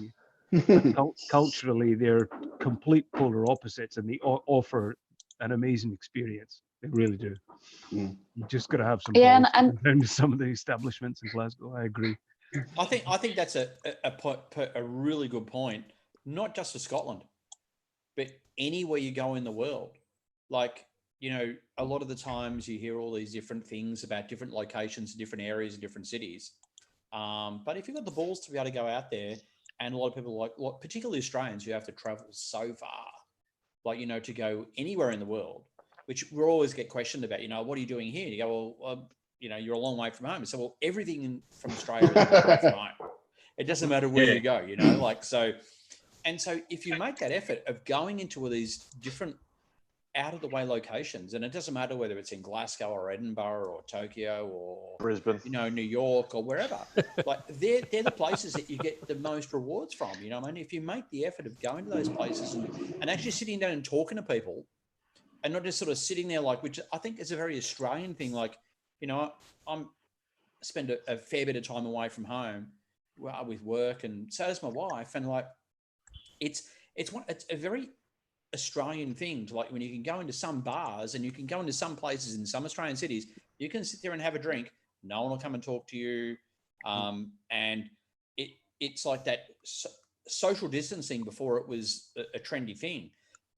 Where you go to the US and you go into some places in New York or in Vegas or LA or Seattle, and everyone's happy to talk to people. You know what I mean? It's like I think it's quite a cultural thing. It is quite a cultural thing. Yeah, America's great for that. The UK, you can sit in a country pub. UK is fantastic, hey? Really? I was to say you go to certain parts country of the pub. UK, I should say the northern part of the UK, like maybe. Mind you, though, if you go into Edinburgh, 8 out of 10 pubs you walk into Edinburgh, the barman will say to you, "Get out, man! Hey, gang, we're gonna get you, man." That's what true. are you drinking, mate? Don't go to Canada. I lived in Iceland for a couple of years. This is in the late 90s, and I remember one of the second night I was there, I was looking for something to eat, so I just wandered down to the harbour and I just sat in this bar, and the England-Italy was just about to come on the TV. I just finished dinner and had a couple of beers, and this Icelandic bloke comes up, Ingo his name was, and he used to say, "Oh, I'm Ingo, Ringo with an I." That's how he identified himself. To anybody who can spoke play the drums. Anybody who spoke with an accent. So anyway, he liked his football as well. And so we just sat and we had a couple of beers, onto the red wines, onto the Guinnesses, onto the whiskies. And I'll tell you what, it took me about 1 o'clock the next day to lift my head off the pillow and not. It was just brutal. But for the next 2 years, we were just the closest friends, and he worked in the same place I did, turns out, because it's such a small country. And it was like, yeah, he turned up the next day, absolutely right as rain. But yeah, so great relationships formed in these places. Oh yeah, truckloads of Guinness red wine and whiskey. I wouldn't recommend it. Can I just do a special shout out to welcome Liam and Irene to the chat? Welcome, guys, to Zoom. Thank you so much for tuning in. What are you guys talking about? What were we talking about? God, where do we start? Traveling and drinks Whiskey and was meeting involved people. at some point. Commuting from Glasgow to Edinburgh, I think. That's what got me, and it's like, how could I not join? It's all about commuting. That's golden premium content. Well, we do miss our commutes, don't we? All those days when we could ride a bus. The Glasgow kiss versus the Edinburgh kiss. You know, Tim just wants to show off his beard. It is the people when traveling. It is the people you run into when traveling and in whiskey that make it so exciting in so many ways. I know it's a cliche to say that, but it's true. It's like even I just remember when Mads will remember this because we were both there at Isla House last year, and I was hosting at Isla House. It was fantastic. It was a fantastic day, even though my sinuses were all blocked up and I couldn't smell a damn thing. But it was good fun. And a guy comes up to me at the tasting, and he says, "Oh, I follow you on Twitter." And I was like, "Oh, nice to meet you." And he's like, "Oh, it's good to meet you in person." And it's just true. It's like me bumping into people across on the other side of the world, or even in Sydney or in Melbourne or wherever you are, is kind of like is part of that tapestry of meeting through. So you bumped into the guy that follows you on Twitter on the other side of the world. Guy, that one follower I've got. The only guy. Yeah, that's not a coincidence. He's been stalking Matt. Yeah, I'm going to say we generally call that a stalker. He was some whiskey blogger who, and I still keep up with him, and he's a lovely guy, and he's Belgian whiskey stalker. Belgium, and that's how Matt got his job as. It's this guy that writes for Whiskey and Wisdom. You know. It's where you bump into everyone, because I had the first time I met Dan Woolley was about Dark Alley, 2 a.m. 9 months. it was about 9 months before I moved to Australia, and I knew it wasn't public at the time, but I knew in my head that's what we were doing, and we were moving. Yeah, and I was over for Faish, and David Turner was a good friend, is a good friend, and we sort of wandered around. He said, "Oh, you should meet a friend of mine." I said, "This is Dan." And he's like, "Oh, nice to meet you, Dan." He's just like, "Oh, this thick Australian accent." It's like, "Oh, I work for Beam in Australia." I was just like, "This is fortunate." It's just like, "You're going to come in handy in a very short period of time." And right as rain, he was one of the very first people that I met when I moved over here. And James Bunton is a very, very good friend of mine that also did a huge amount for me when I first moved here, for which I'm eternally grateful. But the other person was Dan Woolley, and it's within the first month of. That's a beautiful moment, Andy, where you can be like, you don't know it yet, but we're going to be very good friends. So you're going to help me. I need your help. Thank you very much. Cheers. Yeah. When I came back from London, I was in London for 3 years. We hung out quite a bit, and I had quite a few drinks and stuff. And it was good fun, man, wasn't it? I was surprised in my life and opened my shipping crates, and he popped out. I was like, "What the fuck?" The best way to get in. I'll tell you what. 3 months. I remember packing him. It's worth it. Yeah. He had the first class pajamas though, so it was. Liam, Liam, you're looking almost as ominous as Cowie is on your screen here. But what are you dramming on at the moment? Sorry, I got really oddly dramatic lighting happen. You know what? I'm on Curiosity Dram randomly. Nice. Oh, hold on. Was that Curiosity Dram number 1 or 2? 35151, I think. Not the 36. Not the 36. Yeah. We've had a couple of because we had a 35 and a 36, both called Curiosity Dram, and then we've had a 135 and a 53, both named Back to the Future. So this does happen, but it's time. Yeah, very cool. And Irina, what are you dramming on? What's going on in your glass? Something that's not SMWS. That's okay. No, that's all right. Will is drinking wild turkey. So I was. Gary's on bloody Dark Valley. Bloody Wooler, man. Hey. The host can eject people from the meeting, right? Just it's function. We just eject people who aren't drinking whiskey. No. Come on. You're out. Just be really careful not to lead Mads astray. I'm really worried now. I just get this. I got this looming Kai over me, and I'm worried. Remember, I don't know when you're joking or not, but I'm going to watch their Cadenhead because I am a Cadenhead fangirl. It's the new Campbelltown. Thank you. I don't know what it is, but I really like it. So that was picked up when I was in Edinburgh. Very cool. Years ago. Hi, Kevin. Hello. Kevin. Hey, Kevin. Hey, Kevin. Kevin, who's the old guy holding you? That'll do. Sorry, my wife is being a very good wife and pouring me a dram. Very nice. You win? Till you win. That'll do. That's a healthy glass. Hey, Matt, I've got a question. Who's got a question? Me. Go. I just noticed on that, I've just knocked off the rest of that battle axe. But I've noticed on the side it says blended batch 08. Right. So what's that about? What does that actually mean?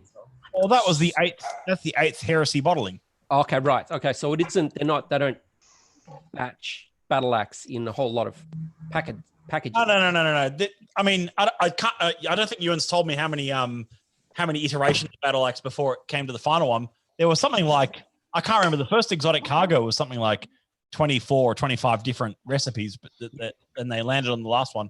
But like that's just means that we've had sort of exotic cargo. Okay. 1 and 2. That's what I was suspecting. Yeah. If you line them up, Matt, it's 1 through 8. We'll be on all the. That's going to end well, Kevin.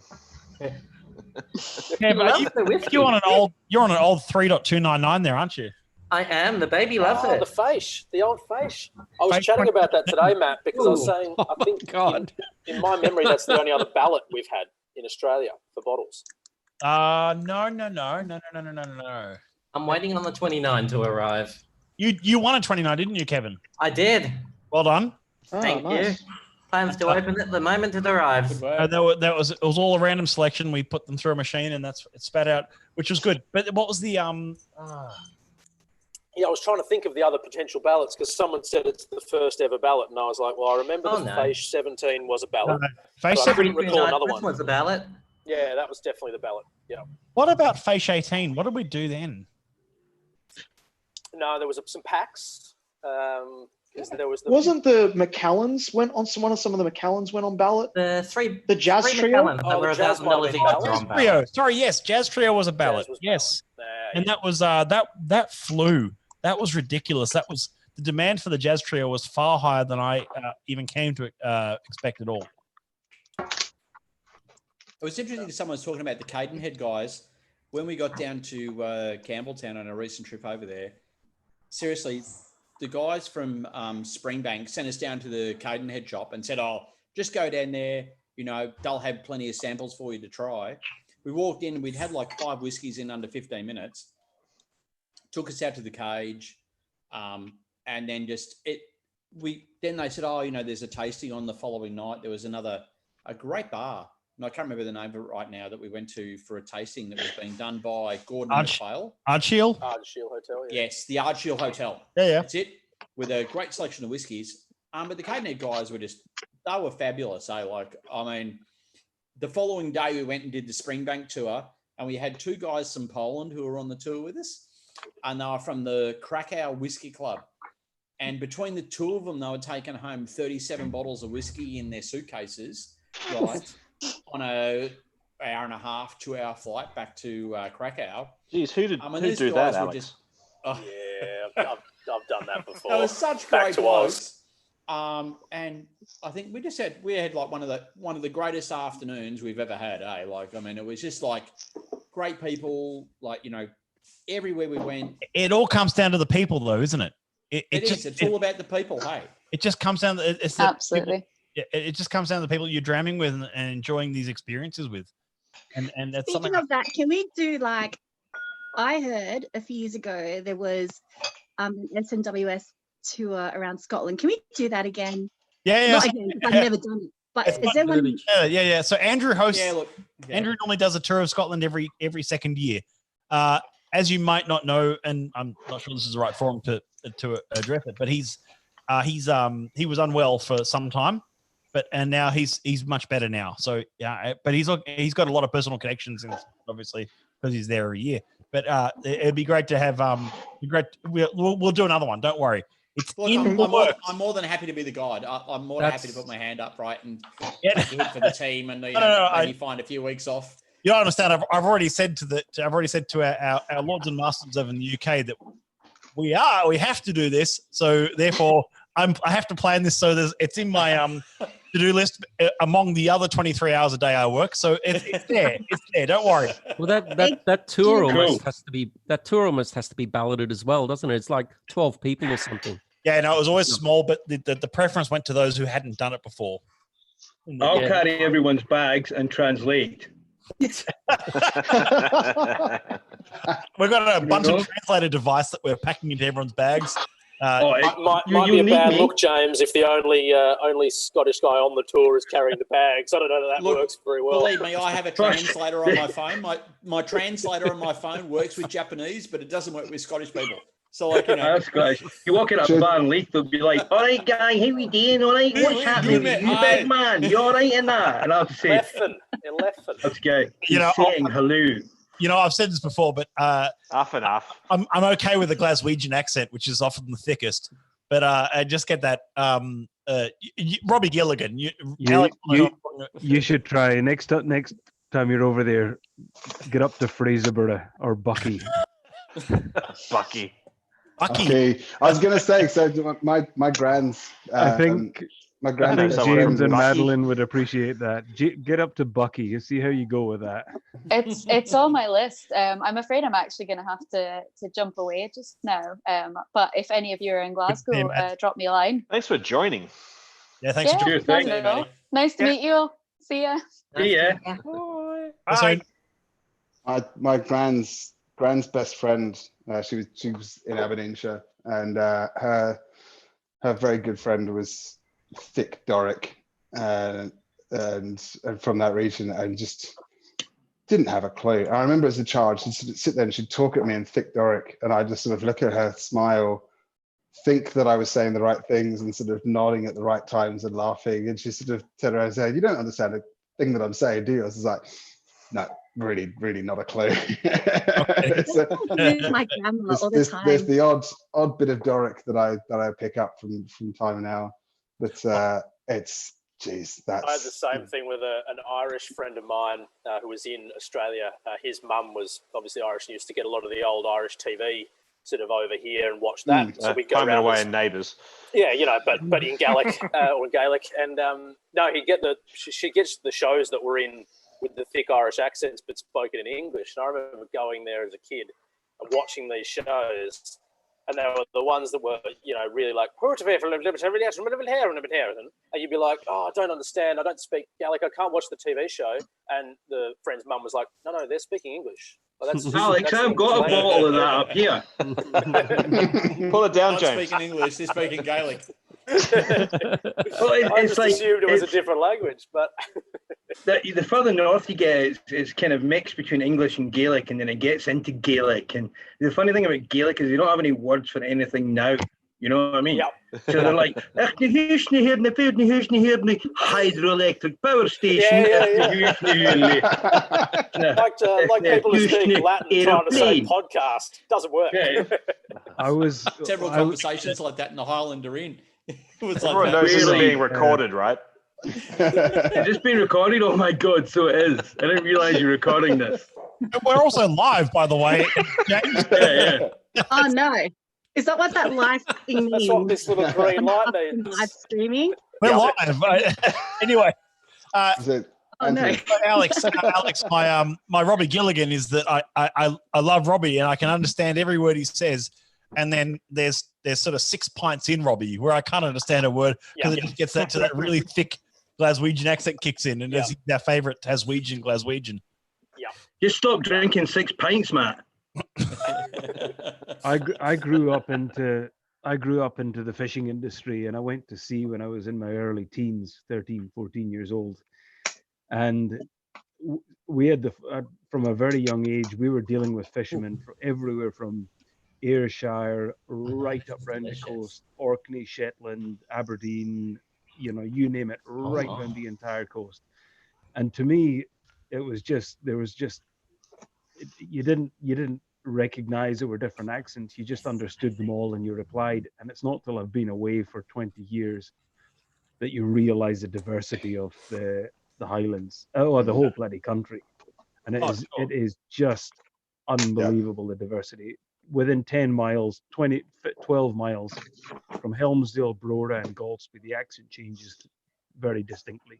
And they say that the English accent is very different from north to south, and how can you have so many dialects within such a small area? But they all, to me, make sense, and I sort of it's only small variations and sort of delicate variations on words all the way up to the borders, but then you pass into the Doras and there's words in Doric that just there's no logical kind of, they've not shortened it and changed it and tweaked it. You're calling a bus driver a clippy because they clip a ticket and hand it to you. There's a whole what's your problem? Almost rhyming slang of a language, you've got to know the code to speak the language. Yeah. But I lived, as I said, I lived in Iceland for a couple of years, and I learned a lot of the language, and the dialect and the grammar is absolutely identical to my home up in Wick. The East Coast, unbelievable the similarities. It was easy to learn, and I'm not somebody I don't pick up languages very well, but just it was so. It's a shame that a lot of these original languages are kind of dying and stuff and all that, like Welsh and Gaelic, and do you know what I mean? They're not. It's a shame. What was it Danny Boy said? He said Gaelic is only spoken in communities rife with incest. Yikes. On that note, Kevin, what are you dramming? Just open this one. You just opened it. What is it? Which one? Bring it up closer. Thigh slapping dram? Yeah, 33.38. Looks like a small pour in that big glass. Altos are amazing for, things with a bit of age on that are a good peated whiskey. I believe you. Just it's fill it up. Amazing glass for whiskey. I mean, there's I like the glass. What glass is that? Region. Like Normally it's a wine glass, but it also works really, really well for Sauternes and Scotch. Sorry, who makes it? Zalto, Z-A-L-T-O. They also do wine glasses. Yeah. You'll see them at some of the restaurants. Yeah, I know. I recognize the shape. It's like a champagne. It's like a champagne glass, I think. Yeah, it is. We put Krug in this. Yep. Nice glass, it's a Krug, very identical to their glass. Very fancy. And what have you got there, Darren? amazing color on this. And indulge your sweet tooth 1.214. Nice. The distillery that started it all. Glen Farclas, man. And I'm on a 93. I'm on that sort of works on the camera, doesn't it? Yeah, got it. That was fantastic, Matt. Oh, that was brilliant. Which number was that, Matt? Was that 93 dot what? Yeah, 93.120, a 14-year-old from Campbelltown. What was her name? Coco and Cole. Oh, I didn't get that one. Those 93s have been on fire lately. Oh, yeah, the 90. Look, I've said this before. That the difference between the 93s that are like the sort of 8, 9, 10-year-old casks we get, to the sort of the 93s that are the 14 to 16 to 17-year-old sort of ones we get, are polar opposites of whiskies. And the younger ones are sort of like brash peated whiskies that are lively and exciting, whereas the older ones are like syrupy, like maple syrup and diesel fume kind of whiskies. And I love that. And I love both for different reasons. But these older ones, like the 14 plus kind of ones that we've had through, have just been lovely. So was there a parcel of casks that came through? I mean, parcel is maybe one word for it. I mean, we've always had a good relationship with the Distillery 93 in Campbelltown. So we've had pretty frequent. If you look at, there you go. It's an empty one because it went into the sample packs, but there's the 93 128 that was the sample packs. Great label.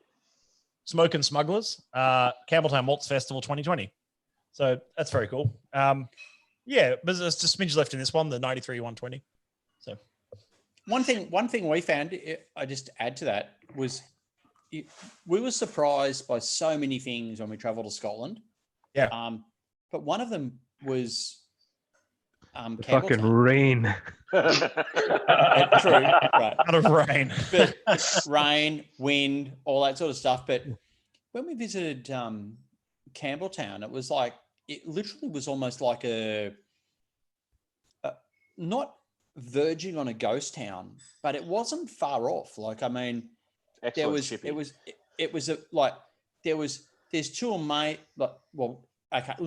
two amazing distilleries there. You've got Glen Scotia on one side, and then you've got one of the most amazing distilleries in the world, Springbank, over the other, running, and it was almost like the distilleries were the only things keeping that town going. And can you imagine what it's like during COVID? Oh man, life was normal for them. Probably. We had an amazing time in Campbelltown. Yeah. And we would say to anyone who goes to Scotland, I know everybody wants to go to Isla and everyone wants to go to Speyside. I said, man, get off your ass. Like in Australia, we drive, when I was living in Melbourne, we had people who drive an hour and a quarter, an hour and a half to work. Yeah. Make the effort and go down to Campbelltown because it's a great place to go and see. And it's a brilliant part of the world. It's a lovely part of the world. I'd argue that the other thing keeping it going over there is the Black Sheep pub. Yeah. Great pub. Great pub. We stayed at the Royal Hotel, like right down on the waterfront. It was a beautiful hotel. That's where I stayed too. Yeah. Beautiful old school, very traditional English hotel, massive rooms. Everyone's super friendly. And I just say, mate, everyone, when you go down there, make the effort of going there because you get to these, distilleries and the Cadenhead bar there with the cage, which is like, I don't know, hold on a minute. Hold on. Can I just say, if you go by that way, Kenna Craig is where you get the ferry to Isla. Yeah. Great castle there called Stonehouse Castle. And you can stay there overnight, and it's like $60 or something. Stay in this castle. We only ended up 10 minutes to the ferry. There's a pub on the way to the ferry as well. That's bloody good. Is there? I can't ever remember the name of the pub on the way to Kenna Craig.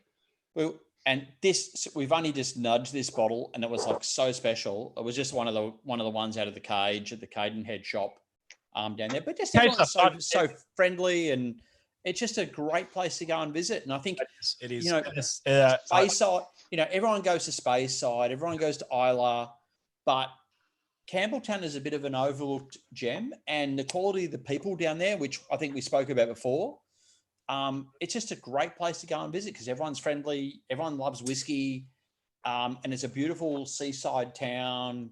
You know, it's a great place to go and stay.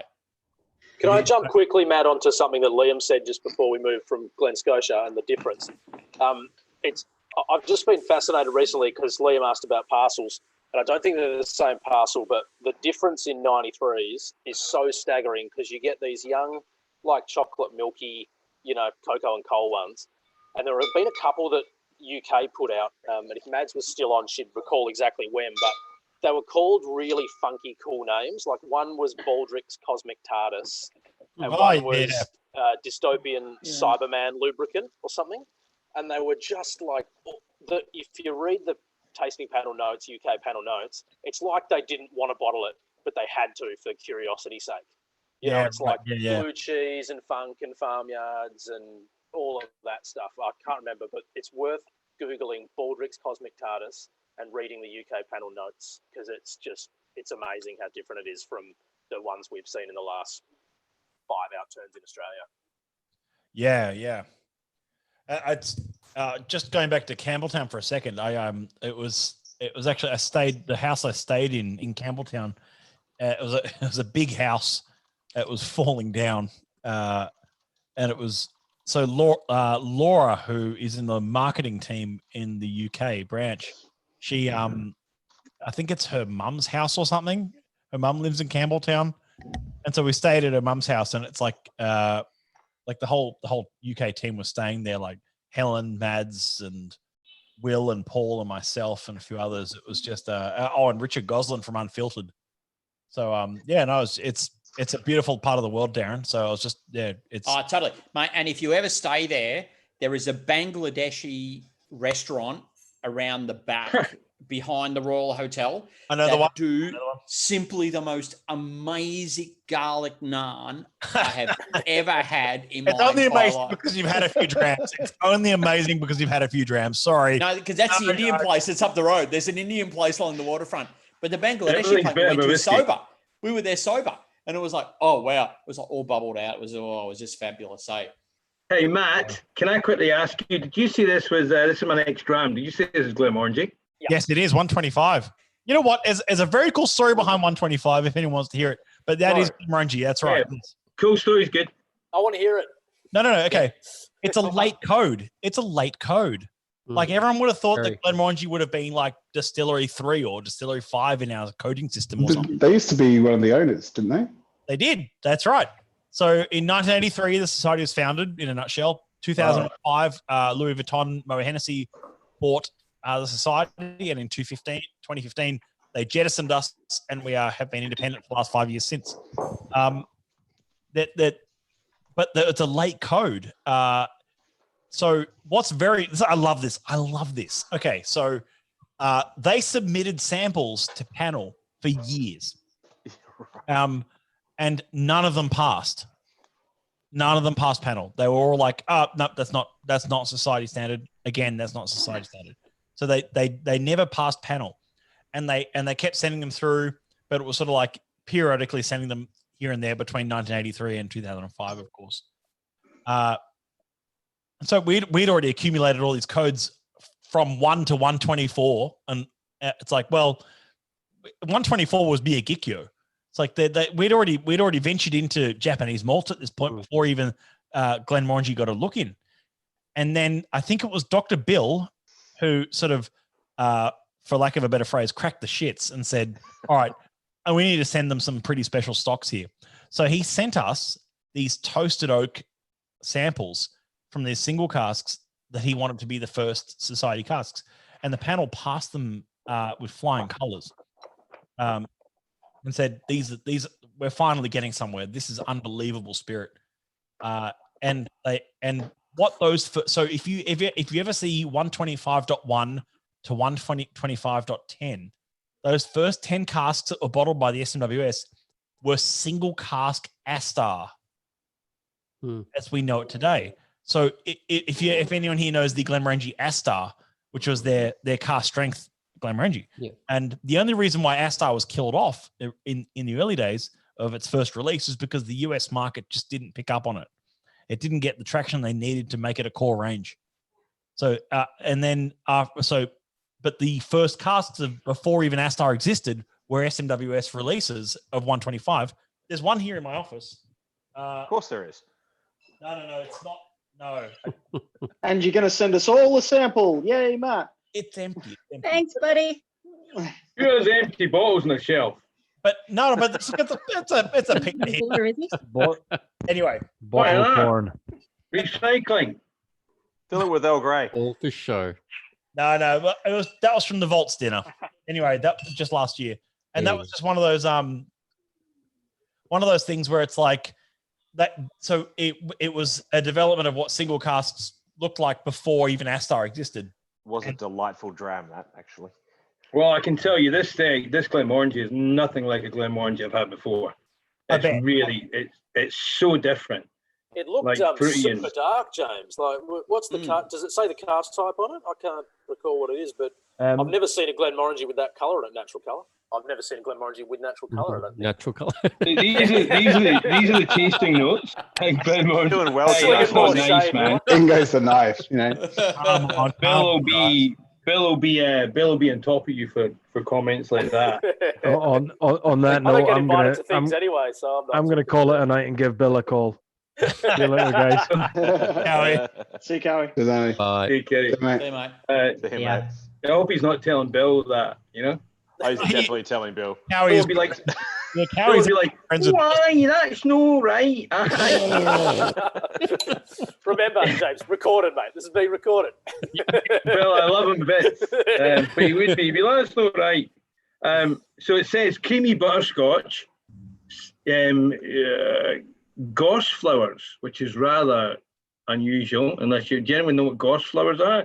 So, in Scotland and England, you get this really thorny bracken, and it has these little yellow flowers on it called gorse flowers. Spices, toffee bonbons on the nose, mouth filling with butterscotch and tobacco, smoother rounded marmalade, cloves and rich custard, toffee, chocolate, and pencil shavings in a warm finish. And it totally has the pencil shavings, man. It totally has the pencil shavings. That's actually cool to hear, because the dominant note there was toffee. So the fact that pencil shavings break through, pretty cool. Yeah, it does. It's toffee all the way. That's old style writing as well for society. Yeah. Oh, this is I got this back maybe I don't know what, Matt. How long ago would this have been? Well, 10 years ago. Yeah, more than I'd be about 10. It'd be about 8 or 10 years ago. That one, yeah. So yeah, 10 years, I think. So yeah, really lovely, man. I've done a little bit. I love the back of this label. Can you see the back? Oh yeah, not for swigging, glagging, or knocking back. Knocking back. Yes, the old phrase that we used to use in the back of the bottles. It's even on the back of this one here. That was bottled, James, in 2012. So. Oh, okay. So about 8 years ago. And that one was for membership pack only. The cask was entirely for membership packs, which is fascinating, because it's like members often ask, "Oh, can I get one of those? You know, can I get a full bottle of what I've just tasted from a sample?" It's like, so some of these casks were bottled for the packs, which is very cool. But those membership packs have freaking gems in them from time to time, right? Yeah. Oh, they absolutely do. Yeah, brilliant. But apparently, the stories I've heard of Bill Lumsden in his current role, but also just, you know, for those that have worked for him as well. Being recorded, remember? He's just, and it's live.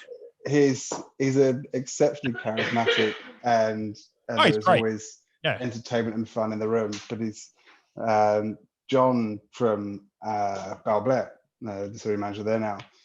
He used to work under Bill, and he said the shit that they used to get into back in the sort of 80s, 90s, where they used to go to they used to sponsor the most bizarre things. So they'd sponsor, a sort of farmers union, or a sort of, young farmers parties and things like that. And they said, they used to turn up to these events and have to do these tastings, but it was just, rural farmers that were there to get pissed and have a party, and didn't give a shit about a presentation about whiskey. And I said, we were shouted out of the room because of these people that sort of try to stand up on the stage. And he said, John said, the first time that he did this, he didn't realize that no one wanted them there. And he stood up on stage, and Bill just went, you'll do this. And he's like, oh shit, okay, right, bugger. And he sort of gets up on stage and starts his presentation on the whiskey and just gets heckled and booed and shouts. And everyone just sort of went, yeah, cool, yeah, that's pretty good, right? Yeah, that's pretty good. Right, yeah, that's pretty good, right? 3 Dukas, cheers, mate, fuck off. He was barely through the beginning of his speech. They were just like, get the hell off stage. We don't give a shit about you. What are you doing? And he said, I said, I've never left an event so quickly. He said, I sort of got straight off stage and was just like, in the car, go. And he's like, fuck you, Bill, what have you done to me?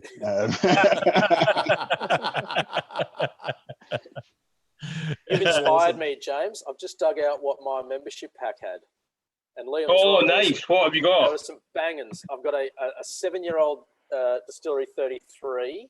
Hey. Long gone. I've got a 25-year-old Distillery number 9. Yep. That was very elegant. Very cool. 23-year-old Distillery 76. I think I had the same pack. So that was cool. They're can I just say they're very light in colour. Yeah.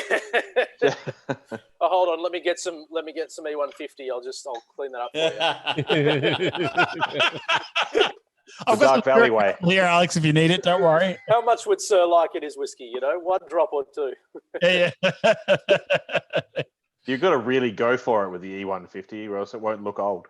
Yeah, that's right. It's got to have a camera with a flash that survives an auction site. That's the test for E150. What's that old line that I heard an ambassador once say? I won't say who or what brand, but it was like, is this a story about you, Matt? No. About James again. No, this is definitely not something I would say, but it was like in the audience asked, well, do you add any E150 to your whiskey? Yes, but it's just a drop. Okay. A big drop from a really big pipette. A dollop. Yeah. Spoonful. You could drink a whiskey for the rest of your life and you'd never have as much caramel as in a can of Coke. True. That's true. That is true. That is true. No, actually, you look. I gotta go. I've got an ad bag opening ceremony now. Bye. See you, Marina. Bye. Bye. Early game. It's so pretty. Bye. See you. Yeah, no, it's it was always that I take a fairly sort of, I guess, liberal approach to this. It's like I actually have no problem with there being colouring or chill filtering in a whiskey. We don't do it at the society, but I have no problem with there being it. Just tell us you do it. Disclosed. Yeah, that's right. Like, I've got no problem with it. It's just disclosure is key here, isn't it? It's like, anyway. No one complains about the color of their tandoori chicken. That's right. That is loaded. It's just cosmetic. No one knows what's in that. For a lot of brands, is it even chicken? Yeah, James, I'd love to hear yours on this, actually. For a lot of brands, it's just cosmetic. If not every whiskey is going to be exactly the same color because depending on the wood. So if anybody, I'm not saying we, but I'm just saying if people or distilleries send a whiskey. I heard that was a William Grant we just then. No, it wasn't a But look, if you're a consumer, did not say we. If you're a consumer, you go in the shop and they don't rotate the bottles in one slightly different color than the other. You're going to wonder about what it is. But I'm not sure that it's totally true.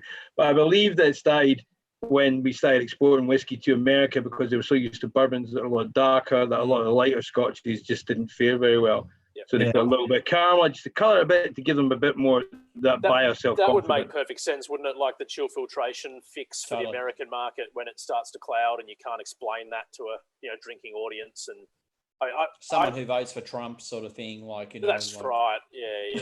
I reckon. I obviously like the society's approach to things, but I reckon there's merit in it because when you get into this, where we all are in whiskey, you can live in a bit of a bubble and forget that a lot of guys who just go to the shop and want a bottle or something, just look for consistency. They go, does this Lefroy taste like my last Lefroy? Does it look the same? If it's the same, I'll buy it. As long as you're transparent about it, no problem. That's right. Yeah, and especially in the time that it was happening. A lot of this was happening, like just after 1900s or before in the Victorian era. It was. Do you know what I mean? I mean, it's quite interesting. I was reading something the other day about William Grant when he was born on the same day. The first person It's the NBN at work. Yeah, we lost you, Jimmy. Sorry, James, we lost you. I thought it was my end, but He's yeah, died. that's good. No, James, he's dropped out. We'll He's connect. paused in the most fascinating pose, though. No, he has. Yeah. He's absolutely right, though, just on that point about historics, too, because people talk about modern day, like, oh, everything's changed in the last 5 years and, oh, it's not like it used to be and whatever. But, like, every single era of whiskey goes through the same meteoric rise. Like, you try to buy a single malt whiskey in the 70s and, early 80s when people were starting to do it, people would have thought about the society's changes as being meteoric, reform from what was being done before it. So every year has got its change. So it would make sense that, caramel colouring at the time would have been like, oh, what's happening? But now it's just no one questions it. Should add it to the hand sanitizers that are coming out at the moment. Yes. Sherry aged hand sanitizer. Oh man, that'd be so someone's going to do it. They are. I'm just waiting for someone to put it in a barrel. It's Barrel-aged I've hand got liters sanitizer. of stuff. I just have to ask them what cut they took to make sure there's no methanol in the damn thing. Just cut out the middleman and go for barrel aged colouring. Like, just get it over with. Season your refill barrels with E150. None of us have been in this for the whiskey. It's all about the rest of it. Get rid of all that fluff we've been having to deal with. Drink it ourselves to death over the last 15 have to years. redistill it to make sure it's clean. It's all about the colour, really, isn't it? Hey, I found my welcome pack, and this was the one. This is the one for me. It was the 100. Oh, mate, Strathmore. Liam, I remember you grabbing that. Era. Yeah, this welcome pack I got after being a member for 4 or 5 years, and I stole it off Matt Bailey. So you stole that pack off me, and then I built it for it later. It's fine. Don't worry. It was stolen until I paid for it. Yeah. So, no representation without taxation. Yeah, that was good. That was good. That 100 was a banger. That's so good. No, it's fun, isn't it? They have a certain character to them. Those pack samples they've and I love that. I love the fact that there's because I think for me in my journey, like I had a 66 and I had a I have to go back. I think I had a 66 and a 33 in mine. Don't think I've ever had a 2. Have you not seen any 2s before, Rob? I'm not sure. That was in mind. King of Malts was a 2, wasn't it? King of Malt, yeah. Sherry 10-year-old, yeah. And that's the last I can really recall, I think, in Oz. We don't see too many 2s. I mean, we've had 100 or so over the years, but like that, not heaps, but here and there. Yeah. No, maybe not too many to get excited over. James, welcome back. Yeah, thanks, man. I had a bit of an issue there. Have you sacked your cameraman or your sound man? Who's been fired? We just want to know who's been fired. Yeah, who's been fired, mate? I'm using my work laptop, and it said somebody has joined who could be a threat, and it kicked me out. Oh no! Yeah, no. You were saying too many things about the company. Delete browser history. Delete browser history. Yeah, William Grant joined and kicked you out, mate. The story has been changed a bit. Sorry. I just went digging in the cupboard. Lovely. Always a good phrase. And talking Ardbeg, this sitting up against the side of the cupboard, so sampler. I have opened it, and it's an Ardbeg Grooves sample. Grooves. What, 17? Oh, no. Hey. A couple of years. And it has not aged very well at all. It didn't start very well, so it didn't have much to go from, sadly. Not in your portfolio then, Andy? My goodness. Well, no, it's a shame because I was talking to my wife about this the other night. It started off with such a great range, and it was a really amazing selection of whiskies that they first, Supernova. It was incredible whiskey. Yeah. It was, Galileo was pretty. Galileo, exactly. Yeah. The early days of Supernova. Yeah. Committee Dark Cove would be my favourite OB of almost any distillery in the last couple of years. Dark for sure. Cove was real good. By the way, Wooler, just on that note, there you go. There's a similar looking box. There you go. And that I just found this earlier this evening when I was doing a bit of a cleanup. Here you go. Ardbeg 20-something, 22-year-old. It's an empty sample. But it was like, this is one of their sort of Lefroy distilled era Ardbegs. But a cool piece of history nonetheless. But, I've got a sample. I've lost it. It's in the cupboard somewhere and I haven't found it in years. And that's the 21-year-old sampler that they sent out a few years back. Yeah. I might have a bottle somewhere. I still have not found it. It's sealed up. No idea no, where it went. You don't want it anymore, by the way. I already drank yours. Yeah, that's probably it. Yeah, I was going to say, how big is your cupboard, man? He's like, no, I'm gonna get it at the back. I already drank that. Sorry. My bad. My bad. Sorry. Yeah. Sorry, Andy. I cut you off before. What were you saying? No, it's a shame that it was, they set themselves up on a path of really high quality, whiskey that got all the collectors on board as well. And so it became collectible because it was damn good juice. And so to me, that's the best thing to be collectible, because when it sits in the back of your head of like, oh, I really want to drink that, I really want to drink that, and it's one thing I learned from Secundus. It's like, never, if you're gonna collect, don't ever buy anything that you won't drink yourself. It's like, if you're not gonna drink it yourself, then don't bother doing it. Absolutely. And the last few releases have just, for me personally, just fallen a bit short. It's almost the great irony, isn't it? It's that you're right, like the best of cult followings are because at some point it was a great liquid in the bottle and people just love it and then get fascinated by it and follow it. And then the irony comes in because that just gets passed on and you get to a point where 90% of people buying the bottles aren't opening them. So it's sort of, who knows what the current state is, apart from the few that still crack their rare allocation. You wonder when the glut of Ardbeg will hit the auction market, probably all at the same time. Exactly. Because everyone will sort of go, oh, maybe my collection isn't as rare as I thought it was. I think you're undervaluing the power of LVMH marketing. No, I mean that in a nice way. I mean, honestly, they've just got. I mean, it's LVMH. They're like the 6th or 7th biggest company in the world. But I think there's a huge amount that buy that liquid just to, and it just sits in a room. Oh no, absolutely. And I think they've said it in such a way that if no one is, it's great. But if no one's consuming the liquid, then what's the point? Where's the collectability of it? Everyone's collecting it. The same thing of we're going to make money, but we're not selling it now. So it's not like Feijar bottles that are flipped straight away and instantly sold and racked up. It's stuff that just sits there and in 10 years time, 5 years time, every collector of Ardbeg is because they're pretty much all the same age as well. They're all going to suddenly go. Bubbles are made, and that's how bubbles. I want to get rid of my Ardbeg. Just on that point, though, I've just to talk on brand for a second. Honestly, I love the fact how little you see society stuff being flipped.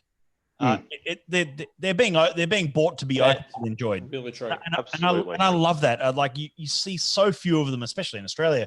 I mean, it's really good. Members in Australia who are buying this stuff, who are actually appreciating it, opening it and enjoying it, whether it be sharing it with friends or however you appreciate it. And that's just fantastic. And it's like the actual appreciation. It's like you see so few of them being flipped. And like Kevin, before you opened Fire Slapping Dram tonight. It's like I did, and I opened 3299 when it came out, and I'll open the 29 from Fayal when it comes out too. You fool, Kevin! You should just auction them immediately, mate. What are you doing? Oh well, you're opening them to enjoy them, and that's the thing. It's like it's so enjoys it too. It's her favorite whiskey at the moment. The great thing about it, though, is that you don't have to worry about opening your fantastic bottle of SMWS because there's going to be another one next month and another one the month after that. We've had so many Stella 33. Look at last year's 29.260. What a ridiculous whiskey! It was a 19-year-old Isla whiskey that you can now find at auction for £600. Great. Like it's like I'd rather it be open and enjoyed, and you still pop up every so often, which is kind of a shame, but that's all right. You know what? Actually, there's a cool story behind that particular cask, if I can just say. I tried it when I was 18 years old, and it wasn't a 19-year-old yet. It was an 18-year-old. I tried it in 2018, and it was like, and Ewan, it was a work in progress for Ewan, and he called it old engine oil. Is this when your sinuses were cactus? No, the year before. Year before, okay. Yeah. He called it old engine oil was the working title for it, and then it changed to visceral experience or whatever it was called. Shout out to Steve Oates, Oliver Maruda, Gerald De Los Santos, Joel Bradbury. Good to see you guys. And to Sam. And to Sam. Mr. Ambassador, Sam Liccardi. Good to see you, mate. I hope you're well. Yeah, hope you're well too. It's a bit late for you. Surely Mum's got you into bed by now. Look, Friday night. Absolutely. Friday night, the weekend. Not a school night. It's fine. Not school night, so Mum's let me stay up. Bloody millennials. That was an absolute destruction. Not millennials, Gen Z, surely. Oh, well, true. 96, so I'm half. Oh. No, you're definitely a millennial. Sorry. Yeah. It was interesting we talked about the Ardbegs, because one of the coolest places and the most disappointing places to go to when we visited Islay was Ardbeg. Yeah, right. Really? The tour was amazing, and the guy who ran our tour, who was their oldest tour guide, and I can't remember his name right now, he ran a great tour. But when you went into the shop and you go, okay, look, let's go shopping now. Look, I want to drop some coin. I want to go and buy something that's like, really unique that I can only get here. They had nothing. No, and that's not fair. So my SMWS bottle that I've got here. Which one did you get? Oh, I got, hold on, the thigh supping dram, the same one.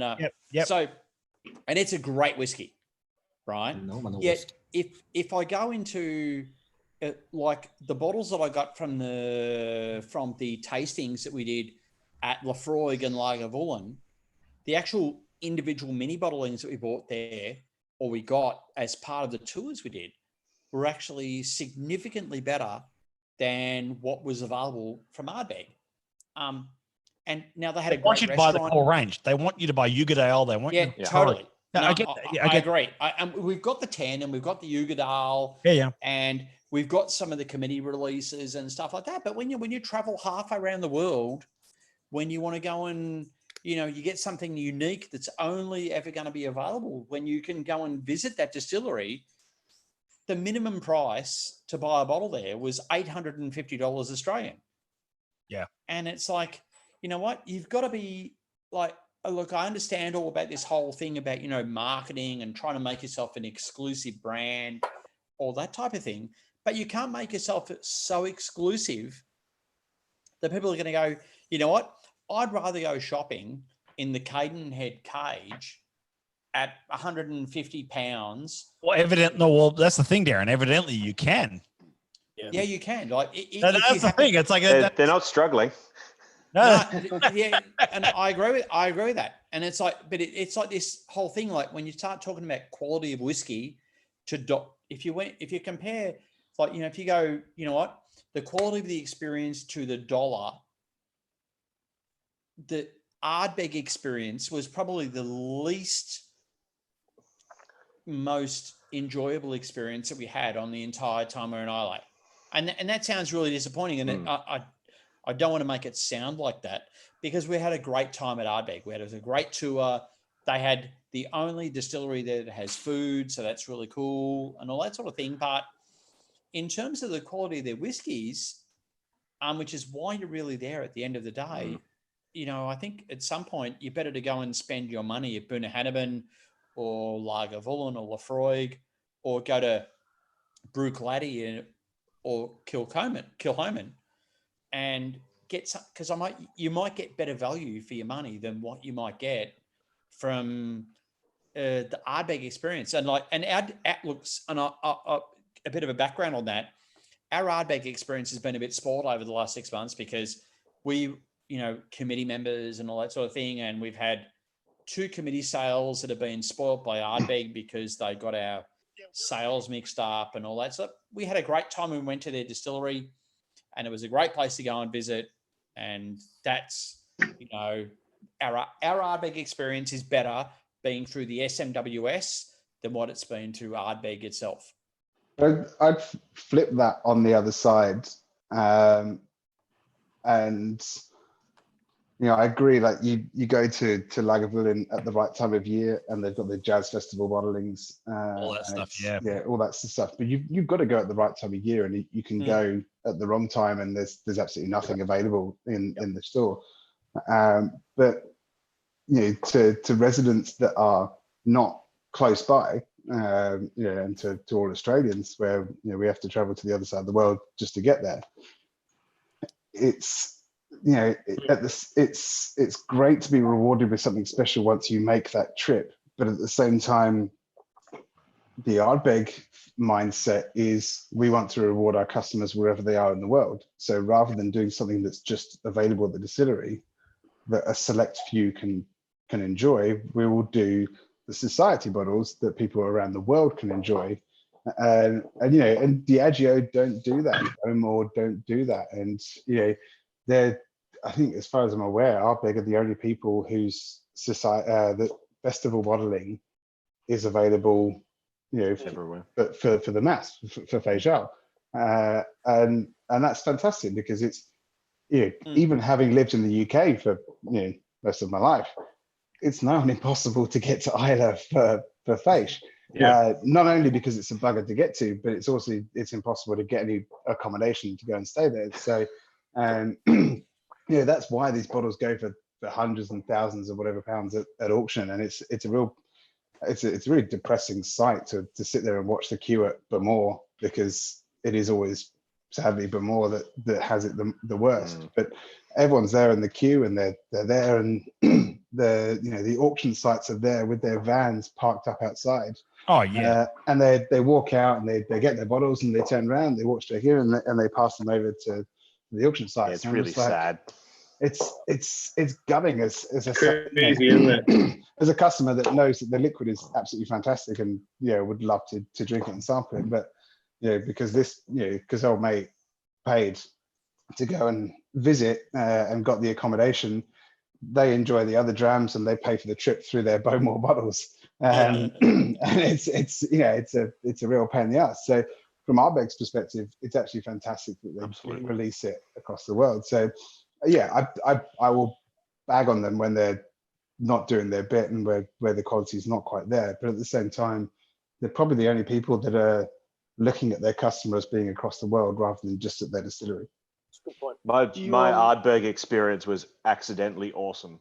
I went there in the morning, and the tour times didn't quite line up with enough time for me to go do the thing at Lefroy got already booked.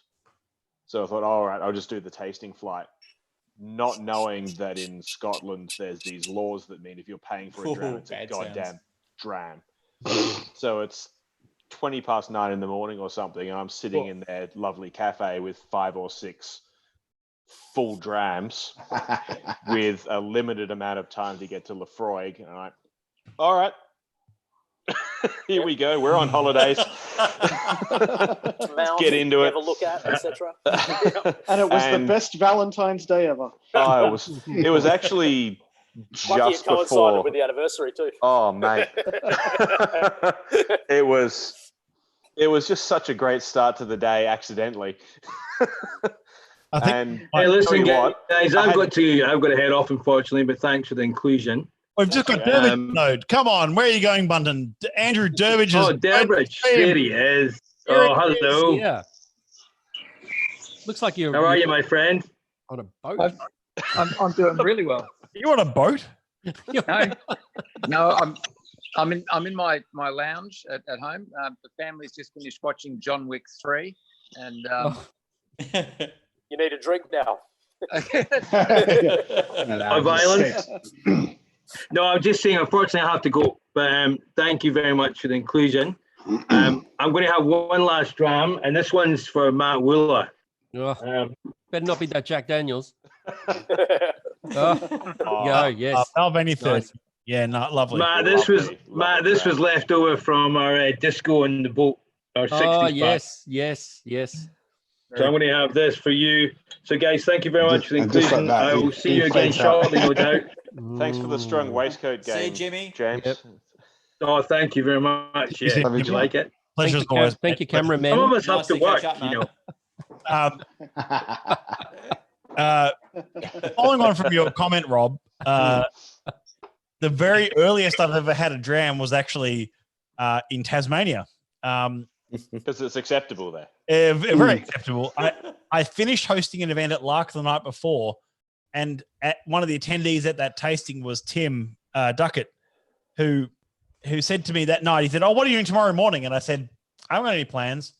And he said, "Okay, well, I'll pick up tomorrow morning, and we'll go to my new Bond store." And I said, "Okay, cool." This is like 2015, 2016, somewhere around there.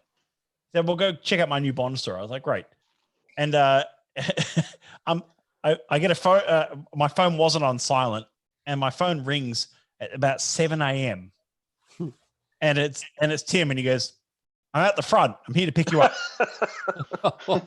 Dram in hand. What? He goes, "Put some clothes on. Come downstairs." I'm in this crappy hotel in Hobart, and he said, "Come downstairs. Come downstairs." I'm like, orders.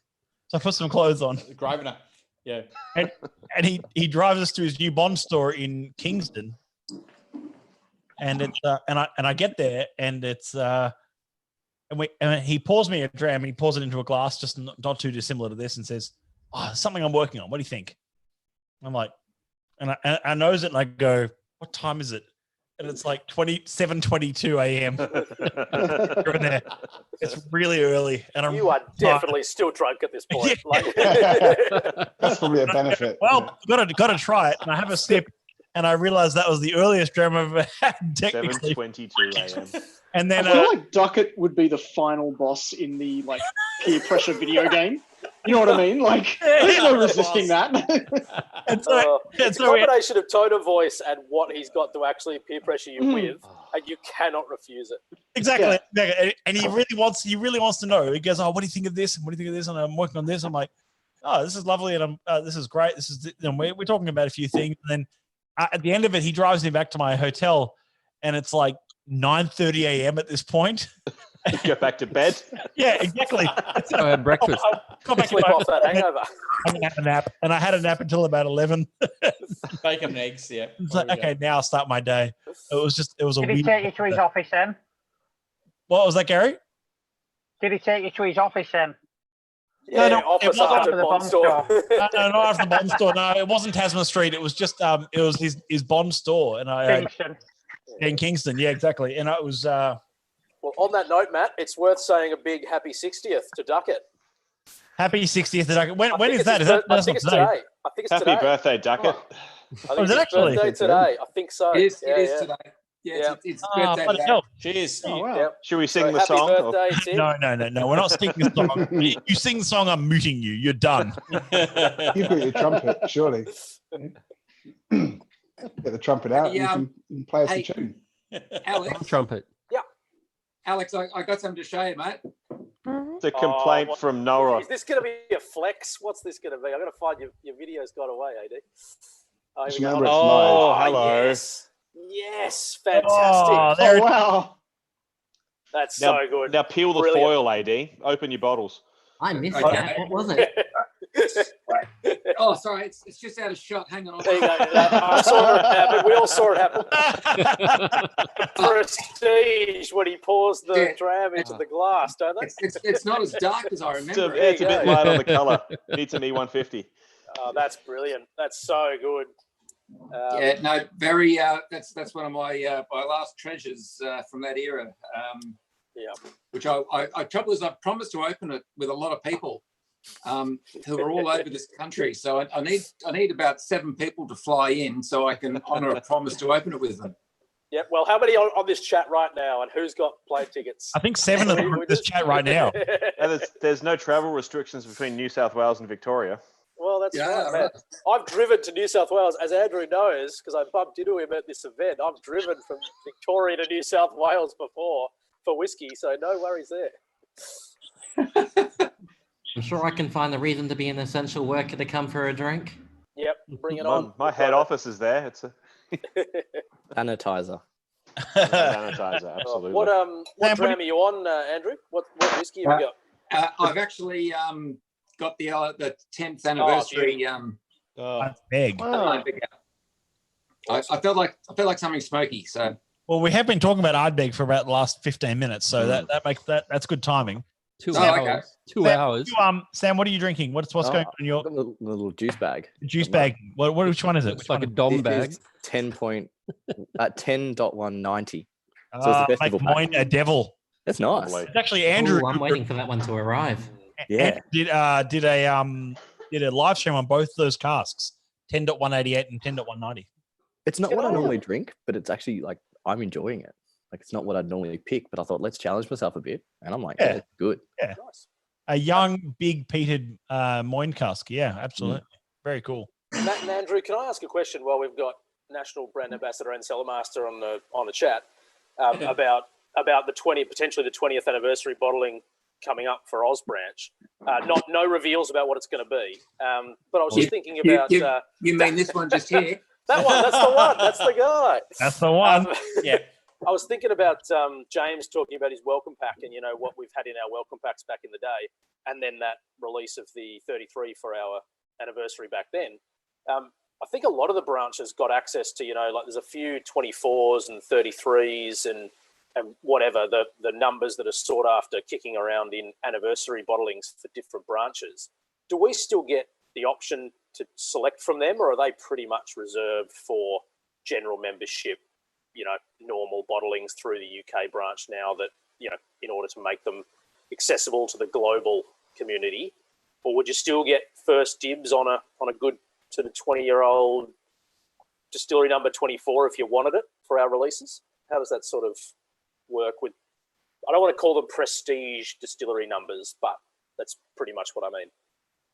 Well, it's interesting because the moment you talk about a bespoke bottling, particularly an anniversary bottling for a branch, you narrow the field down. Like it's one thing to say, hey, we'd like to have a really nice Ardbeg, or we'd like to have a really nice, name any fancy distillery you'd like that it'd have appeal. Yep. But the moment you say it's for our 20th anniversary and therefore we'd like a 20-year-old, you instantly narrow the field of what's available. Yep. And this was a big problem when we were trying to source a bottling for the 15-year-old. Our 5th anniversary, which was at lovely Altmore. And it came down to a choice of Altmore or Mortlock. In fact, we only had two choices if we wanted to grab something that was exactly 15 years old at the right time. Should have done both. That's pretty spectacular, because the odds of that being amazing, I guess it's not out of the realm, but that was a spectacular cask, given it was one of two options. I say two options. There were two distilleries, but there were actually, from memory, 5 or 6 samples. So there were 3 Altmores and 2 Mortlocks to choose from, and I for me there was a clear standout that the Altmore we went with was head and shoulders above the others, and it just came down to the parcel of casks that I had at that time. Cool. But when we say gee, we'd like something special for our 20th anniversary. Well, you can imagine when you start asking for a 20-year-old, it gets even rarer as to the choices that are around and what the society can nab and grab for you at that point in time.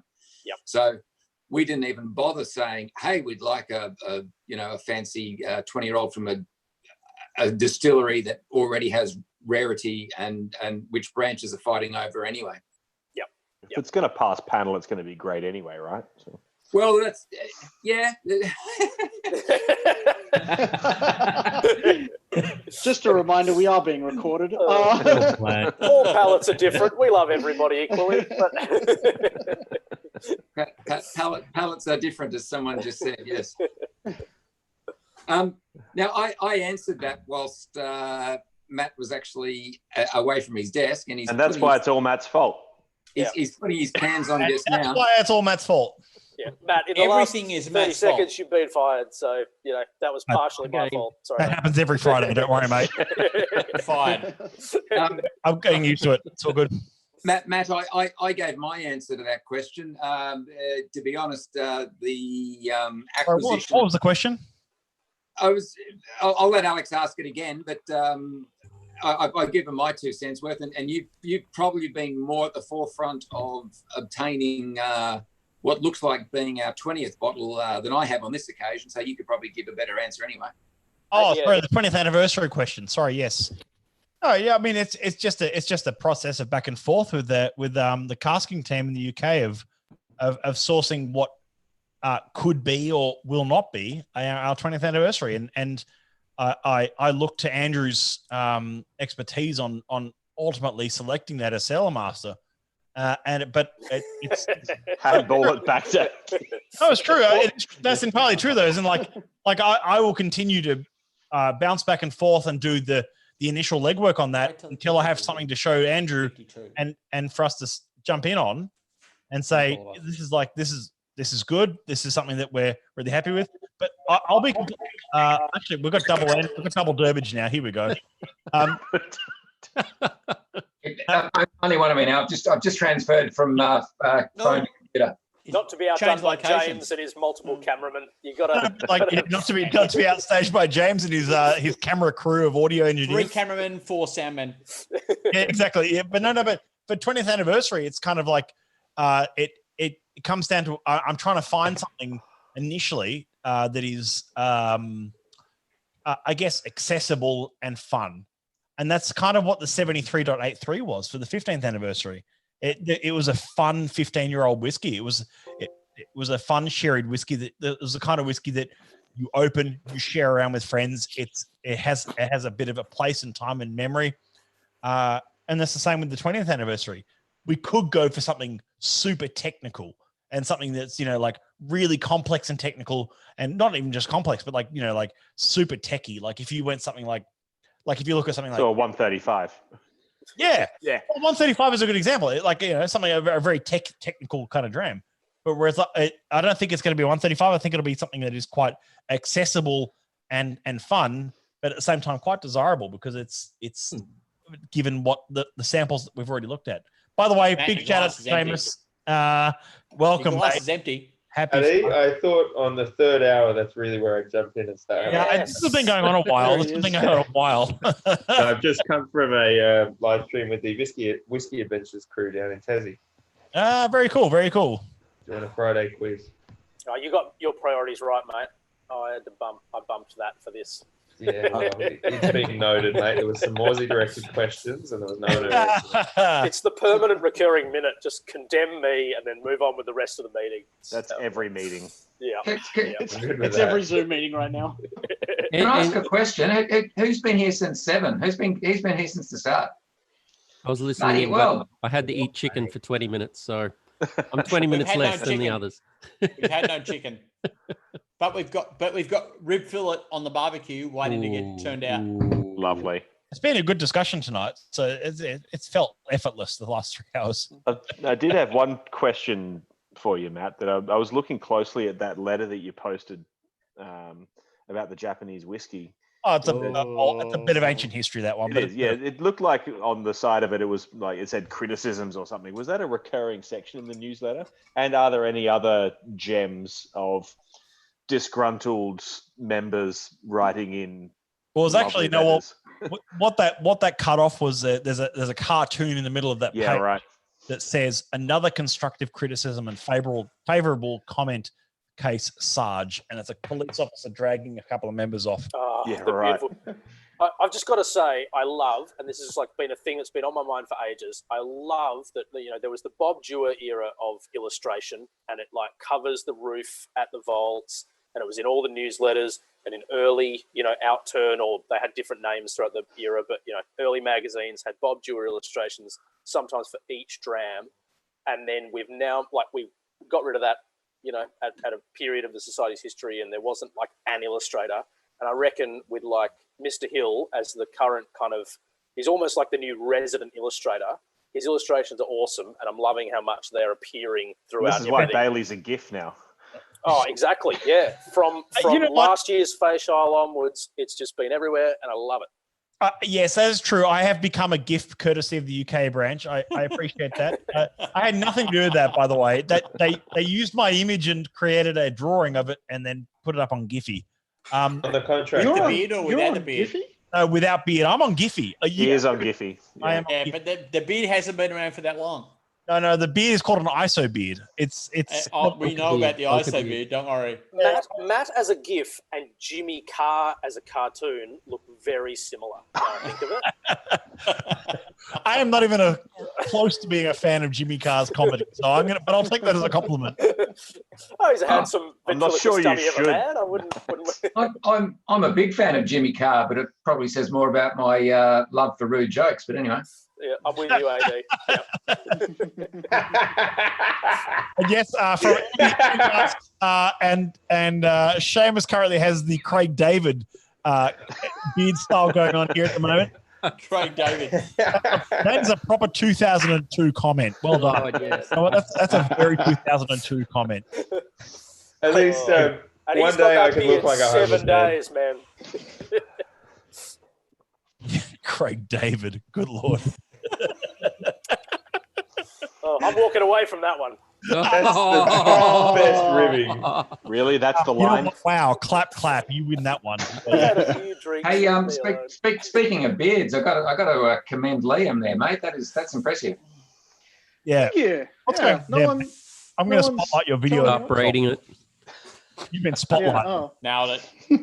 I tell you what, when the beard gets to the point where you can do that with your hand and wrap it on the way down, that's impressive. So what's weird is I trimmed this morning because I posted I put a photo of myself on Facebook because that's what the kids do now, and my hairdresser messaged me. I was like, you need to take that down because it's like I can't have you appearing like that. And it's like, you're ruining my business. What are you doing? Yeah, I'm That is officially my favorite thing of this year. What is the opposite of supporting local business? Apparently, my beard. My wife is very happy that she doesn't have to get a haircut at the moment, but every now and then when she runs past her hairdresser Your priorities and right. feels super guilty. And she's like, keep running, run fast, run. You're getting a beard clip Look at me. for Christmas. Oh. My Liam, you've created- hairdresser sent me a message. He said, "Where have you been for 15 years?" Liam, you've coined, like when you go to hairdressers and there's pictures of like I want that look, and it's some, movie star from the 50s with a good do. You've coined the how not to post the section. I don't want that look. So they're going to have your picture up. It's like, okay, I want whatever he's had done by you, not that. Whatever is not that, I'll take it. Not many people are walking into their hairdresser being like, I want to look like I just escaped from Jumanji. I just went in and asked for the Yul Brynner. Hey, I'm gonna mix it up. I'm gonna see if I can finish that off from 2 years ago. Ooh, which one? That was that? That was the 53-248. I think I poured you a dram of this at some point, Matt. Yeah, so I'll save you a little bit. No. What was the what's the name on that one? Sorry. That's slapped by Poseidon's glove. I bought it. There's a honeymoon bottle. I bought it at the vaults actually. Yeah. Wow. Wouldn't have got that, would it, Matt? Is that another one that's been reused as a name? Because that sounds familiar. No, I don't think that's that was my last Friday night, I think. Or was there Poseidon's dram or something recently? I just remember being slapped, that's all. Facial 18 had slapped by Poseidon's glove, and then Facial 19 had Cooking with Hades. So we're waiting for the next Greek god trilogy Face edition. Waiting for, Well, that wasn't this year then. Drams with Zeus. Yeah, no, we exactly. Drams with Zeus or something like that. Yeah. It's electrifying. Hey-o. Hey-o. That's the best thing I'm going to say all week. I'm out. That's a 3rd hour joke. That's really a 3rd hour joke right there. Oh, I'm sorry. After following the Craig David thing, yeah. I'm really hoping for some of those 4th hour jokes to come up. Oh, Seamus, you should have heard the absolute dynamite, award-winning material in the first hour. But no, that's all. Look, I was being too patriotic to your people. Your people. Listen to this guy. Just listen to this guy. You know what? Get out. This is definitely the 3rd hour. Well, we're about to get into a trans-Tasman war about bass trade, and it's going to be amazing. That's why I love saying I'm the mainland ambassador. Is that on your business card? No, it is the new ones. It is the old ones. It wasn't. Oh, so good. Is it? I'm the mainland ambassador, and then he just like in the little quotations Victorian. underneath, not from around here. It's like I work at Salamanca Market, and they're like, "You're not from here, are you?" I'm like, "No." They can tell, mate. They can tell. I know. They got to fly in mainland help to sell it. We all understand that. Hey, I've just cracked something here because I got thirsty. I'm going to Is it a Black Vermont? No. Nah. Nah. I'm thirsty as well. Whoa. Oh, lovely. Yeah, Andrew, I nearly pinched that off your desk when I came to pick up those 10s the other day. I saw that there. Yeah. Well, I'll tell you what. When I first cracked it, it was a bit bland. I'm now having it in the same glass that I just polished off the Society Ardbeg, and with the residue of peat, it's actually quite nice. Blending. It's a 1963 Dalwhinnie. So, Andrew, would in that era, would that have been? That's a Gordon MacPhail. It is, yeah. It's the old connoisseur's choice. Yeah. Ditty. Yeah, what was the vintage, Andrew? It's 1963. And bottled. Bottled. That's a very good question. Yes, it was bottled. Yeah. Or when the glasses have to come off to read the. When did they stop using that livery? Like that livery, I think phased out at least like a good 15, 20 years ago. It was into the late 90s, early 2000s. Yeah. There's nothing on the label here to give me a clue, other than it was gifted to me by our good friend Anthony Cowie, who got it from his dad. He was on earlier here, and he's jumped off. Oh, okay. Oh, what a shame. I'm sorry, I missed him. That's all right. So it's anyway. So what's the vintage again? It's 63, but I couldn't tell you how. I couldn't tell you when it was bottled. I don't know how old it is. I can hear whiskey base whirring up right now. It's a 20-year-old. Okay, so bottled 83, right? Or an 18. There was an 18-year-old as well, actually. Anyway, so with the maths. 81 or 83, somewhere. You know what, Seamus, you're done, mate. You're done. You're out. That was just me laughing at somebody else's insults. Matt here with the maths. That wasn't me. There was a 25-year-old as well. There you go. Well, it's interesting, Matt, because it's a miniature, and of course, there's no guarantee or indication that what they bottled for the miniature market was the same as what they were putting in 700ml bottles, or 750, as it might have been back in the day. So, Sam Simmons is asking to join. Here we go. Oh, here we go. Simmons, Jesus. See if this works. Good night, I am. We're filling up the gallery view screen here. Denied. Sam got banned. Denied. Denied. Do that before. I say that before he comes in. Sam trying to join. I don't know if it's working. Let's see if it does. Is this the most you've had on the Friday drinks at once? It's the most on Friday drinks, that's for sure. Yeah. It's been a pretty good Friday drinks, hasn't it? Really. Well, that's what this is about. So Where's the kick on? Drinks. That's. Sam doesn't seem to be. It doesn't seem to be working for him. That's okay. I think you've filled up the screen on the Facebook page. The Brady Bunch screen. We can do the Brady Bunch. Brady Bunch. Everyone start looking around. Well, which one are we though? Don't we have to look into the middle? This is going to be a nightmare to coordinate. Well, my middle is Wooler and Kevin. So yeah, it's not the same. Nah, it's not the same. This is not going to work. God damn. God damn. Story. Welcome to the internet. Hello, lady. I've got to get off this water. I've been on this water for 45 minutes. Oh, Jesus. No, water's going to fuck you up. Hey, seriously. From an Ardbeg jug. I wouldn't. Chicken sitting. Rainwater on me, mate.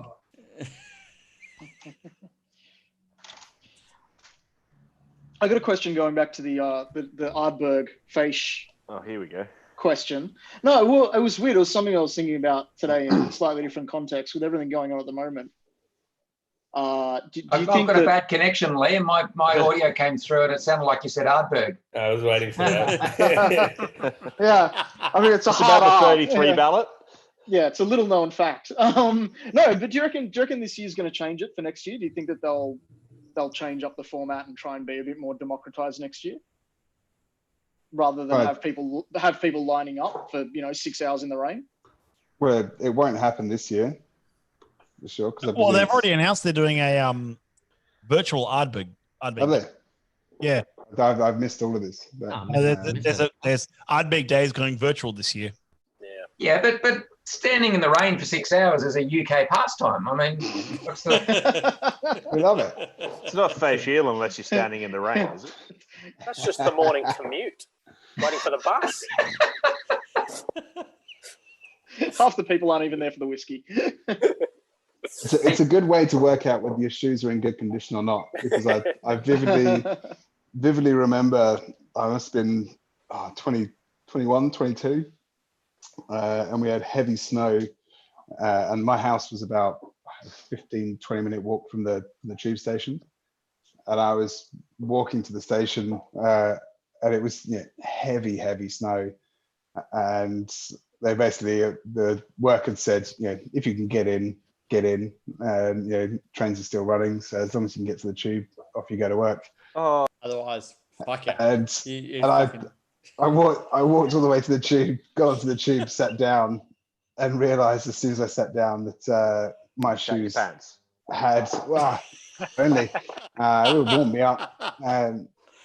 But no, I had many holes in my shoes. Oh yeah. That I had clearly denied for quite some time, because I sat down the tube and my feet just got wetter and wetter and wetter. It's like all this snow just suddenly melted that compacted into my shoe. Yeah. Yep. Yeah, it's all about the shoes. We went up to Japan a few years ago with some friends in the middle of their winter, and went all the way up to Sapporo, and we were going to go skiing. But we had a night, like one night in Sapporo City proper. And, so we'd flown there, got to the hotel, checked in. I was like, right, let's go find some food, have a bit of a walk. And it was snowing pretty heavily. And we took, I was with a mate, and he was giving me all kinds of grief, about my new boots. What are you doing with these? And I was like, dude, it's going to be snowing. You got to have proper shoes. And he's like, no. This is like, you've wasted your cash, blah, et cetera, whatever.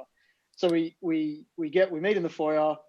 And it's it's a cold city, so there's double sliding doors, like one set and then a second set, so it keeps the heat in. So we get past the first set. He's like, geez, that's a bit cold. I was like, yeah, dude, it's snowing. And the second set opens, and he takes one big step outside into the snow, pulls his leg up, and there's just no shoe there. The shoe had gotten so deeply stuck in the ice that by the time he was able to dig it out, it had frozen solid. Oh.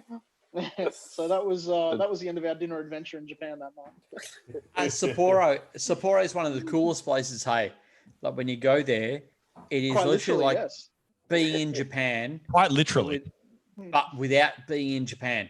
Because when you go to Tokyo, you go to Osaka, you go to Nagoya, all the big cities, there's zillions of people.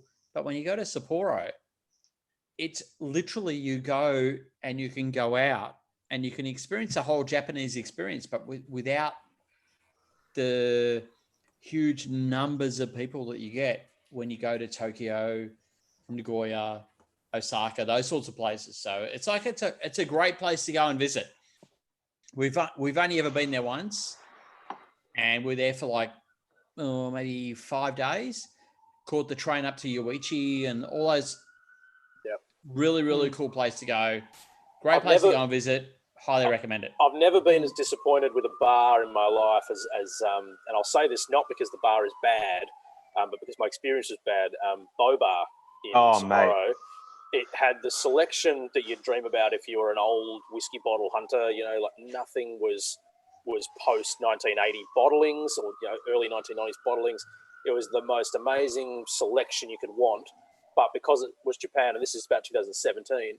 Everyone at the bar has a massive cigar. Smoking in the bar. So I walked in and I thought, and I had a quick chat with the guy, I'd really like to try these drams, and he had some good stuff. But I was like, I'm not going to be able to properly do this because I can't smell anything in this room but cigar smoke. And I just did, and everything's quite expensive because it's so rare. And I was like, no, I just can't do it. pull the plug on it because it's going to be $300 later, and all I've got is some very, very smoky whiskey out of this. Secondhand smoke. Yep. Yeah, and cigars. This one's for Mark Teague on the comments, who can't find Matt's GIF on Instagram. Oh, yeah, that is me. Yes. Good. Oh wow! I have to thank Mads in the UK branch for that one. That looks like it was taken just after doing that. Yeah, just after. At risk of setting you up for punishment, Matt, what do you have to search on Giphy to come back with that result? SMWS on Insta. Oh, I think there's more interesting tags than that. There probably